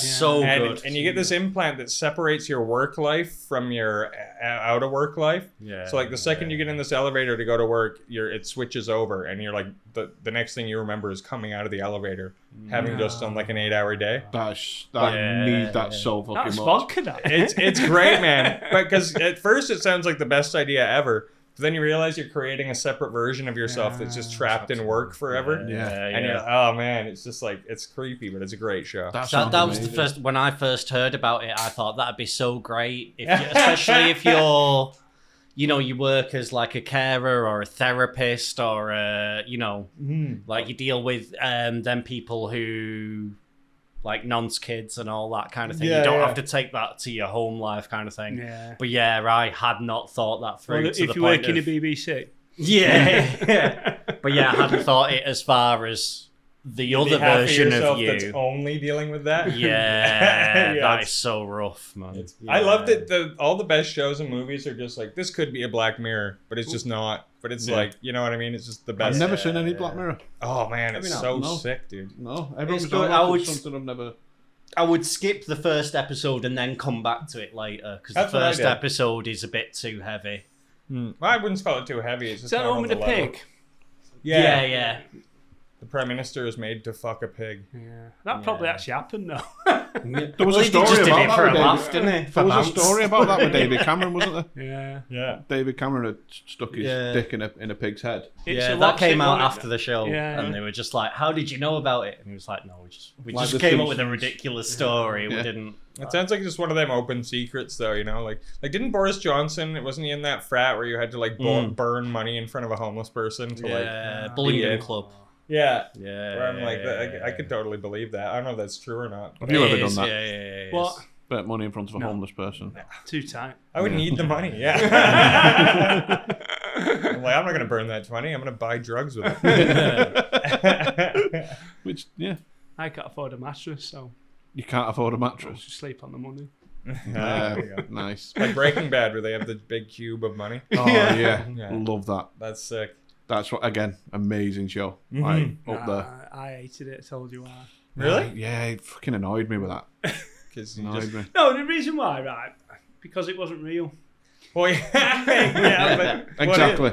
Because when you, I've said this before in the pod, but when I watched it all, and then they were in the desert, and he made these batteries out of chemicals, and then he wired it up to the camper van, and then it started. But in real life, there'd be too much resistance in the cables he used, so it wouldn't have worked, and it just fucking annoyed me. That, Just that stop one watching episode? it. Yeah. I stopped watching it. That 10-minute bit of that one episode, you stop watching. Yeah. Well, to be fair, I've never thought being one of these Breaking Bad is the greatest show of all time. People like, you know, No. I think it's like quite lower than many HBO shows. It's in my top 5, I'll be Right. honest. Yeah, I'm I with think you I'm- on that. It's not one of Game of Thrones. I loved that was ace. Yeah, but the last season was such insultingly bad dog shit that it's like Dreadful. tough to swallow.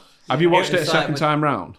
Yeah, I did, and even then, it's like if you have the best cake in the world, and then the bottom layer is like human shit. Like you wouldn't be able to call the cake good at the end, even if Yeah. every other layer was like the best you've ever Yeah, tasted, yeah. because there's Yeah. still shit at the end, you know. Yeah. And that's how I feel about Game of Thrones. It's a fucking spectacular analogy. Yeah, to be fair. or it's like the divers at the Olympics. You're all based on how you land it. You know, Yeah. it's like they screwed up the landing so bad that it taints the rest of the show. And then the ladies that do them flippy things. That's insane. Yeah, and the men do flippy things. And to be clear, like by season 4, season 5, I was the one saying like Game of Thrones is the best show of all time. 100%. It's like really incredible, but I just can't take that ending and not bring it up every time because it's insulting. It was like so bad. Yeah. That's Crazy bad. like I didn't watch Breaking Bad until after it had all finished. Mm-hmm. And like I heard at the start people saying, "Oh, this is really good," and I thought I'll give it a while. I hate watching things while there's still hype. Yeah. But I came back 2 years later and it was really good. Once it had all finished, I could just binge it. In fact, it might have been during lockdown. Yeah. I just binged the entire thing and was like, fuck, that is actually good. I didn't like Nobody the end of wants to Breaking talk Bad. about it anymore. Yeah. I hated the end of Breaking Bad. I thought it was bad. I didn't think it was great. I didn't think you'd watch the end of it. Yeah. I watched it all, but I watched it till then, and then see my ass with it. Didn't And watch came it back for to it. ages, and then come back because I was poorly, I think, on the sofa and hangover, and I Yeah. thought, I'll put that on. I got into Game of Thrones at like the 4 seasons had been out. So Me too. So I had 4 seasons to binge. Yeah, and I didn't even like the first season for the first half because this is a regular problem with HBO shows is they're so dense and complicated that you can watch the first couple episodes and just be like, I have no idea what's going on. I don't know whose name is what. Especially in The Sopranos is bad for that. Like they're mentioning characters that haven't even been introduced yet by their aliases, and you're like, what are they talking about? Yeah. But then once you know it all already and then rewatch it, you're like, oh, this is like really brilliant because you get it because it's so. But I was like that with Game of Thrones, but then maybe the second to last or third to last episode of season 1, I was like, okay, this is pretty great. Yeah, phenomenal. And Just then you're annoyed off me to the that everyone races. died in the first bit. You like got into a I love character that, and then though. you die and you go. That's the best thing about Game of Thrones. Yeah. Nobody was safe. Well, that's like, the original HBO just classic is that prison show Oz. Yeah. And it's like the grittiest show you've ever seen. It's full of guy rape. It's super cool. And they would they would like the first episode's all about this hard Italian dude, and they make it like at least half the episode's about him. And then at the very end, the black gang that was like against the Italian gang, they break into the guy, or there was a big riot. The guy's like on this thing, like sort of asceticated. What is the word? Sedated. And the black guys just break in and light him on fire. And that's how the episode ends. And you're like, I thought he was going to be the main character of the whole show. And they just kill him so brutally. And that sort of kicks you off to like, through all of Oz, it's like no one's safe. Anyone can die at any moment, and you know it throughout the whole thing, and it makes it like... That's the best thing about stuff like that. I love it, yeah. I think 100%. it's great. Anything where the main character... You knew Sean Bean was going to die anyway, because he fucking dies in everything, doesn't he? So like, you knew he was going to He's still in die. that Yorkshire Tea advert. Is he? Yeah. Is that still a thing? Yeah. They didn't kill him at the end of the commercial. No. What pisses me off is like, you were talking about the hype or whatever. When a new video game will come out, because video games are so niche to begin with. But if it's like Last of Us or the new Grand Theft Auto, people that only ever play one video game a year will start weighing in and being like, this is the greatest game of all time or whatever. And it's like, you've played 4 games in your whole life. That's me. How would you know? I'm that guy. I'm that guy. I've played all the Pro Evos. Yeah. Because that's what I was into. I didn't do FIFA. I played The Last of Us. Fucking amazing. Red Dead Redemption. Yeah. And that's it. That's insane to me. Yeah, honestly. I've only ever played Like- the CT game, so I wanted to learn the circuit. I had that PlayStation Plus extra for a while, and that was... I tried Death Stranding. Oh, Through that. I tried that too. Everybody hates it. I got quite into it for a while, but then I've been off because I don't have the commitment to games and stuff to do it. Death Stranding's Like- such a weird game, man. It's You know what's really mad with me with weird. games? Like, I love watching people play games. Like, I can sit there, like, my best mate is a proper gamer, and he's amazing at gaming. But I can sit and watch him play games. Like, he played a game called The Ghosts of Tsushima or Tsushima or something like that. That game's so awesome. And like watching him play that's like watching a fucking movie. Yeah, Like, definitely. It's beautifully shot and everything. So I could sit there and watch him play that game. He's like, dude, have a go. I'm like, nah, I'm good, man. I'm just going to drink my beer and One, especially watch you play this once he's game. a few hours in, I'm like, it's now so complicated, I couldn't just pick it up. Like, Yeah. you almost have to play it from the beginning to learn how to play it. Yeah. The only game I do is a bit of venison. I like that. That's why I never got into Twitch Yeah. for years, because like Twitch, the platform you watch Yeah. people play games.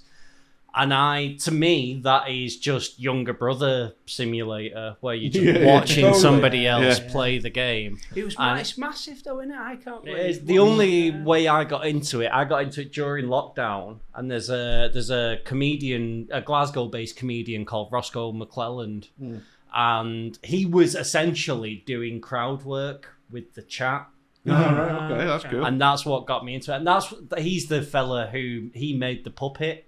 And I made the puppet of myself because I saw him do it, and I thought, if he can do it, I can do it. So I copied down the plans for a basic puppet face. I've seen pictures of it. Yeah, why didn't you bring it? I should bring my puppet at some It should point. be- What we should do is have him as the Googler, the puppet. Yeah.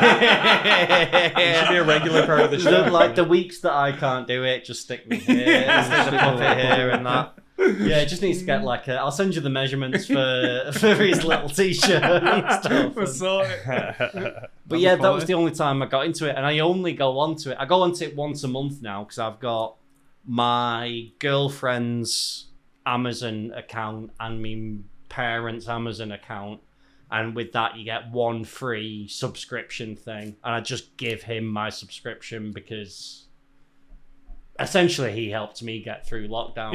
So I just pop on once a month, give him the 2 subscriptions, which gives him like a couple of quid a month, and then get off and stuff. I don't even watch it anymore, but But yeah, like seeing people use that during the lockdown is like there were so many comedians started using it during that. I did a Twitch stream of a game I love, and it got like no views. But I sort of just wanted to learn how to do it and get a feel for it. And it's weird because I thought that would be the world's greatest thing. I'm like, oh yeah, you can people watch you play games, and I would play games anyway. But it really is a different thing when there's a camera on you and you're sort of trying to be on. Yeah, you're trying to perform for. So I'm like, people usually it's when I'm relaxing. I didn't want to take away that. When I play games, it's me getting stoned, and basically I will just sit there stoned and go, "Oh, you little fucker!" What the fuck? Where the fuck has that thing come from? And I listen to unless it's a really involved game where you have to pay attention. I'll always have a podcast going, and it's very cathartic, but it's not like interesting to watch me do that. I've never got into it. I'm too old for it, so I sort of missed it all. So. I've just never been good at it, and I don't. I'm just not. I've just not got the hand-eye coordination. There's certain games that have been okay at, like Red Dead Redemption Pro Evo. So that's why I only played them games. Because everything else I fucking suck at. Because to me, when people say that, it's almost like when people say there's no good music nowadays. Like I just stick to the classics. But I'm like, no, the problem is there's actually so much good music that you almost need to know what to look for, or you need to know where to dig, because it's impossible to find it. So I'm sure there are tons of games that might suit you, but it's like to even find what they are and then get the system. It's like a whole other thing, you know. I think it's so. It doesn't, because I never had. Well, when I say didn't have it when you were young, it was different. It was Spectrum. You had a Pong machine. I did. And then I had an Atari, right? So you had a Etch-a-Sketch. I had one. I used to draw dicks on. It was dead out because you need good coordination to get the curves on an Etch-a-Sketch. Anyway, my lad now, he's been brought up with it. Both my lads have been brought up with it, so they do it. But it's got no part of my sort of youth in it, so you don't hark back to it, if you get what I mean. So that's why I've tried, but that is the thing. I wonder how many games I'd like if I didn't like it when I was a kid. Like one of my favorite games ever is this game called Mario RPG, and it's the people, like, it's Nintendo obviously, but they teamed up with Squaresoft, who do all the Final Fantasies, all those JRPGs, and they for one time worked together on the Super Mario RPG. And it's like the fucking best. Like, it's such a good game. I bet it holds up. And they just announced like 2 months ago they're doing a full HD remake of it. And I almost got emotional watching the trailer. And I'm like, this is just purely nostalgia. Like, I don't even need to buy it because I know it so well. But I'm going to buy it day one because of just that childhood nostalgia. And if it doesn't scratch that itch, I don't know if it would have any appeal. I think that's the thing. Like, I think if you was into gaming when you was younger, it always carries on through your life. Like, I wasn't into it when I was younger. Well, just like wrestling, sort of. Yeah. It's like, if you didn't like wrestling when you were 10, how could you get into it at 30? Like, it's so absurd, you know? Yeah, 100%. 100%. Yeah. Should we do the bucket? Yeah. Yeah. Oh, yeah. How's this work? So, we have a Murtaugh bucket. There's a red bucket and a blue bucket, right? And what I'll do is I'll explain it and then Murph will fix it. Right. In a couple of minutes. So we have the Murtaugh bucket. So the whole podcast was kind of based on Lethal Weapon with Murtaugh would always say, I'm too old for this shit. Right, yeah. So we have a Murtaugh bucket where we put suggestions in, or people write in with suggestions of things that we're too old to do now at this age, and we'll discuss whether we are too old, whether you're never too old to do that sort of thing. So we've got a couple in here this week. Yeah, we've got two. So, this was one of mine because something happened this week at work, but I'll explain it. So, when are you too old to laugh at people getting hurt? Like, when do you grow out of that? Because I've not. Never. And I don't think but I seen, so somebody fell over near where I work and like properly fell over, and people ran in to help, and I laughed. Yeah. And that, like, my first instinct wasn't to help. Yeah. It was to like, fucking hell, look at that. Yeah, they are bleeding heavily. I find I'm almost laughing as I'm going over to check on them. Yeah. But it's sort of tough. Like, that's happened with my girlfriend. Like, she'll drop something or fall a bit, and she'll get pissed at me because I'm just laughing. 100%. But I'm like, it's just really tough not to laugh. Yeah. And I don't know, though. It's weird. Like, there's a great Steve Martin quote I heard where he's like, young comics always tell really fucked up dark jokes about like cancer and death and shit because they don't know anyone who's had cancer or died yet. So like once you turn to a 40-year-old, that's less funny because you've experienced life. And I bet there's something to that, but I've never lost that. Like, I really like dark jokes. Yeah, same. And it's never really gone away. And it's not that I think I'm making fun of people with cancer or whatever. No. That's never the goal. It's just that's how I deal with dark subjects, is levity, or else it would be 100%. like too real otherwise. Yeah, 100%. There was. Sorry. Go on. No, I was just going to say it was at one of the Stage and Radio open mics. There was another comedian who I did the Frog and Bucket course with was there, and she'd parked in the car park across the road and thought she saw a parking attendant coming to give her a ticket on her car, and she got up and started running out, and she fell over and was like, oh shit. And anyway, she got up, and anyway, she sorted out a thing. She didn't get a ticket and all that, but she got back and she said she was upset that in a room full of comedians, nobody laughed at her falling down. Yeah. Because she felt like that meant she was so old that she hadn't fallen down, she'd had a fall. Yeah. There's definitely a difference. There is something to that. Like, so I said I was in France all weekend, and we spent a lot of time around my girlfriend's nieces. And the niece is like 2 years old and smacked her head on like the side of a table. And it was so so abrupt that I didn't have any laugh. It was almost like, oh my God, like, is she okay? Yeah. And then once it was clear she was okay, I'm not like laughing because you're like, I was scared, Yeah. And it would be the same thing if like an 80-year-old fell down on the street or whatever. Yeah. I don't think I would laugh just because you're worried. Yeah, But if it's one of you guys or whatever, exactly. I'm This is what I falling mean. off the curb and I know you're fine. Yeah, just to clarify, the person who fell this week wasn't like elderly. But that's what I mean. Like, to answer the question, that is the difference. Like, I don't know how I do it with my missus. That's what I was going to say. That if my missus falls, I'll laugh, but I always say to her, it's nervous laughter because I was worried you might be hurt. Yeah. But if one of your chairs just fell apart and you like fell ass over tea kettle, Yeah. we'd all laugh. It would just be hilarious. You keep looking at me when you said that one. I looked at both of you. I'm edging bets here. I've But never yeah. heard the expression ass over tea kettle, but Really? I love it. I would have assumed that came from the UK. It sounds like it should. Arse over tits. Arse over tit. Arse over tit, I've I don't know where heard. tea kettle comes from. Yeah, I like it though. Yeah. We'll have that. We'll have that on some merch. Yeah. Arse over tea kettle. Yeah. I'd pick arse over tea kettles. I like that. Yeah. I don't know what your tea kettle is. That does sound like a Canadianism. Maybe Yeah. they just covered up tits with tea kettle. Because they're nice, aren't they? That's They're like they're censored. globally known as like the They're censored. nicest. But I've always said if everyone's polite, then some of them are lying. You know, Yeah. so it's like some of them got to be phony, Yeah. and that's Canada. Is there anywhere in Canada where people talk like people on the telly talk like when they're from Canada? Oh, Like, 'cause I've never would heard ass- I every would assume Canadian- everyone. Well, there's a place where they speak like a weird version of Irish. Where's that?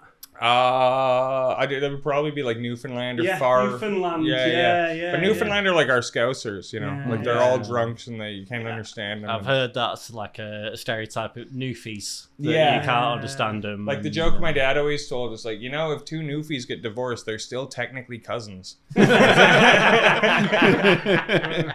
just like a joke you hear all the time. Yeah, that's you could just replace Newfies with St. Helens. Or we were saying that on the way. There's so many on the jokes channel. where you just replace the city name and it works as like an all-purpose. Or Absolutely. Blackpool. Blackpool, yeah. But yeah, I don't think you'll ever get too old to actually laugh at the thing. I think it just depends on the person that's done the stupid thing. Yeah. Yeah. I'm getting to the age where I realize I'm not growing out of anything. I No, thought I'd grow out a lot of stuff, like wrestling, like video games, like all the stuff we talked about on this. Even dark humor. I've not grown out of any of it. Other than my clothes. I'm not. There are things I'm opening up to in a way that I never thought I'd want to, like the possibility of having kids in the future, like the possibility of married life. What about olives? Olives I like as well, that I used to olives. hate. That's a funny pull, but you're right.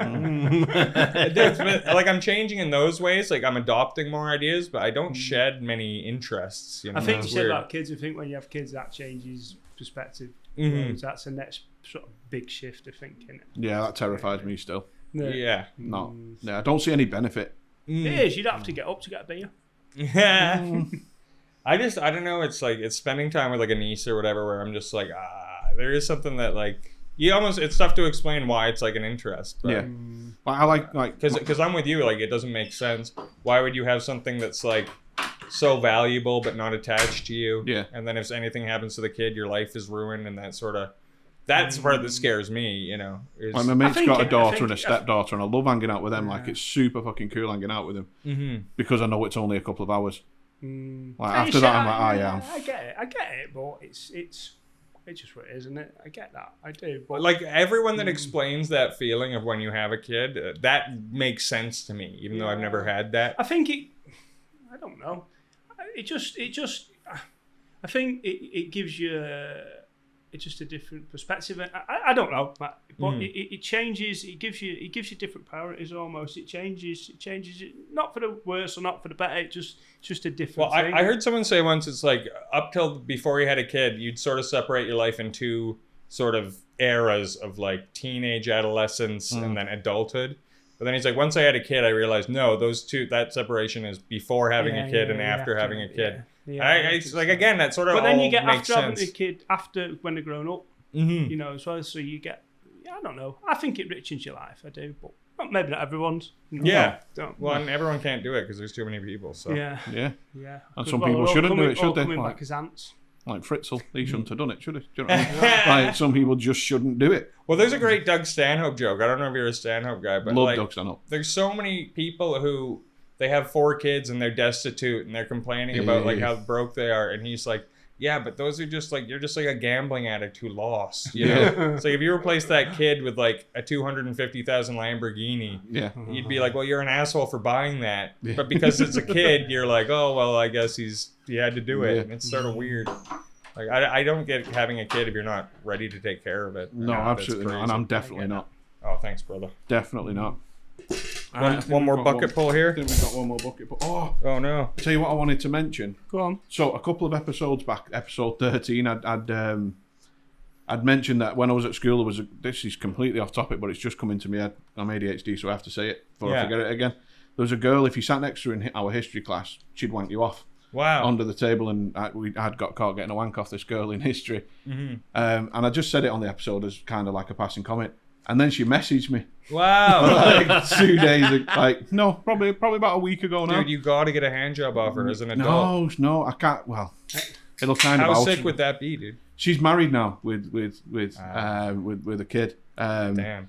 But she was just like, so I just got home and there was a message that was just like, really, with a question mark, and I had completely forgot that I'd said this thing. And I was like, what do you mean, really? Like, really what? And she was like, episode 13. I was like, fucking racking. I was like, shit, yeah, that was you. You didn't say her name though, did you? No, I didn't say Well, the then, whatever. name. Yeah.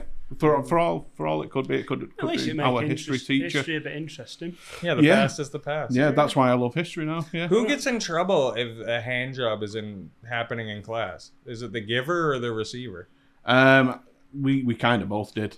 I guess that makes sense. Yeah, we kind of both did. But I didn't care. Yeah. Like, at all. I was like, that's sick. Yeah, this is well worth a telling off, to be fair. Yeah. Yeah, it was. But yeah, I thought that was just dead fucking cool. But yeah, when are you two? Right, when should you stop driving? This fucking pissed me off on the way here When should today. you stop driving? Yeah, I never started, so. yeah. Like, I think there's got to now be, because there's a lower age limit for drivers. Do you not just get like a lower age for the 17? Yeah, you can't drive until you're 17, Oh, can you? right. I reckon obviously you can just get a new chauffeur, can't you? You can. Yeah. So, I think the second you're like 65. yeah, completely agree. If you hit, I don't. I think you should have a test, maybe. yeah. I was driving here today and there was a guy on the motorway in the middle lane, easy like 85, 90 years old, doing 40 mile an hour in the fucking middle lane. Yeah, but I suppose it's just education, but you can't. You're taking people's independence away, aren't you? Tough. Yeah. Yeah, but they're going to take someone's life away, aren't they? Which is their independence, Yeah. in a way. Like, if you can't live anymore, you're not independent. So if that old guy drives into like a Waffle House Yeah. and kills 10 people, it's sort of like, I don't know. Yeah. Him not driving isn't a tragedy, but him killing one guy is, 100%. Him. Take his independence. That guy on that motorway today, take his independence. His independence is Yeah, the second you see that happening, you should be like, sorry, man, your license is gone. Yeah, you've got it. Like, you doing 40 in the middle lane of the fucking M56. I'd be in favour of like every 10 years. 10 years? Do like a From refresh 75 exam. to 85, you're From going to when you pass, I would say from every 10 years, have to do a test to check that you're not just a shit And then once you hit driver 65, make it every year. Or Yeah, every 2 yeah, yeah. years, or maybe Yeah. 3. I now. don't know. Yeah, You're only pissed off because you're close to it. Yeah. Don't take my license. Yeah, I don't know. Yeah, You can still drive your tractor here. Yeah, Can't you? There was Billy Bob. probably, but I don't know. I just think that I'm- it's a sweeping statement for everyone, isn't it? Yeah, and Do you know what I mean? I get what you mean is that once you pass laws that are just taking rights from people, I don't think that's good. Yeah. But I think you got to be stringent with it, or at least I don't mind when a law is just adhering to the reality of the situation and be like, look, when people get older, their sight gets worse, their reflexes get worse, their brains get slower, so then we again, have to test But you. you don't need to drive anymore, do you? Another 10 years, you'll just have to sit there like in history. That's true too. So, And let your car do it for you. yeah. That's what I'm waiting for. I've never learned to drive. I'm just waiting until cars can drive themselves, Yeah. and then I can just avoid learning. That's the thing I don't like about the self-driving cars now, is you have to be ready to take control of the cars if it decides to have a bit of a meltdown or whatever. Or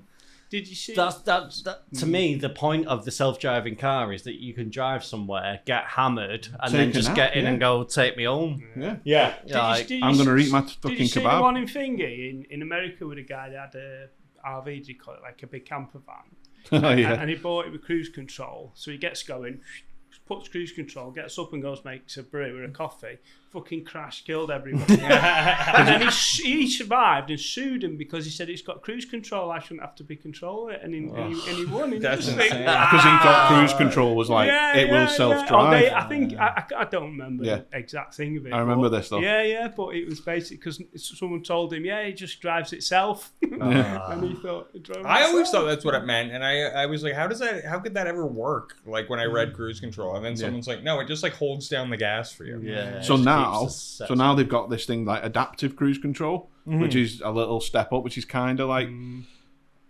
so it'll lock onto the car in front of you. If the car in front of you slows down, your car will slow down without you having to press the pedals. If it speeds back up, it'll speed back Right. up, and then it'll keep you within the white lines as well. So that's kind of driving But itself. it's just like, how much faith do you have in technology? to, not like, not that much. You know, like even when I got on a plane last weekend, I'm like, I still have to disassociate the fact from that we're relying on this plane and we're relying on this individual pilot not to be like an alcoholic or whatever. Yep.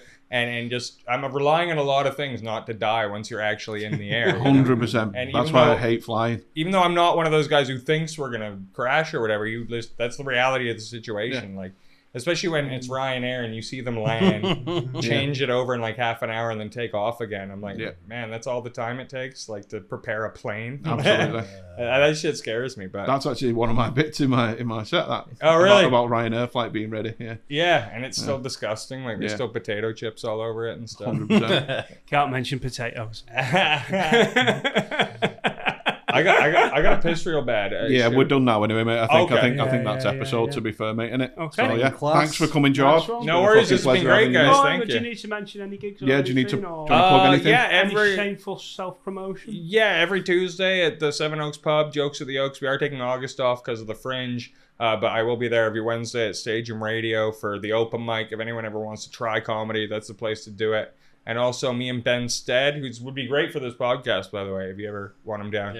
He co-hosts that pro wrestling podcast, Comics in the Combat Zone, where we review every episode of Combat Zone Wrestling, which is a backyard hillbilly wrestling federation. Love that. It's a lot of fun. But other than that, that's me, Cool. Brilliant. Thanks a lot. Sweet. Appreciate it. Thank you, guys.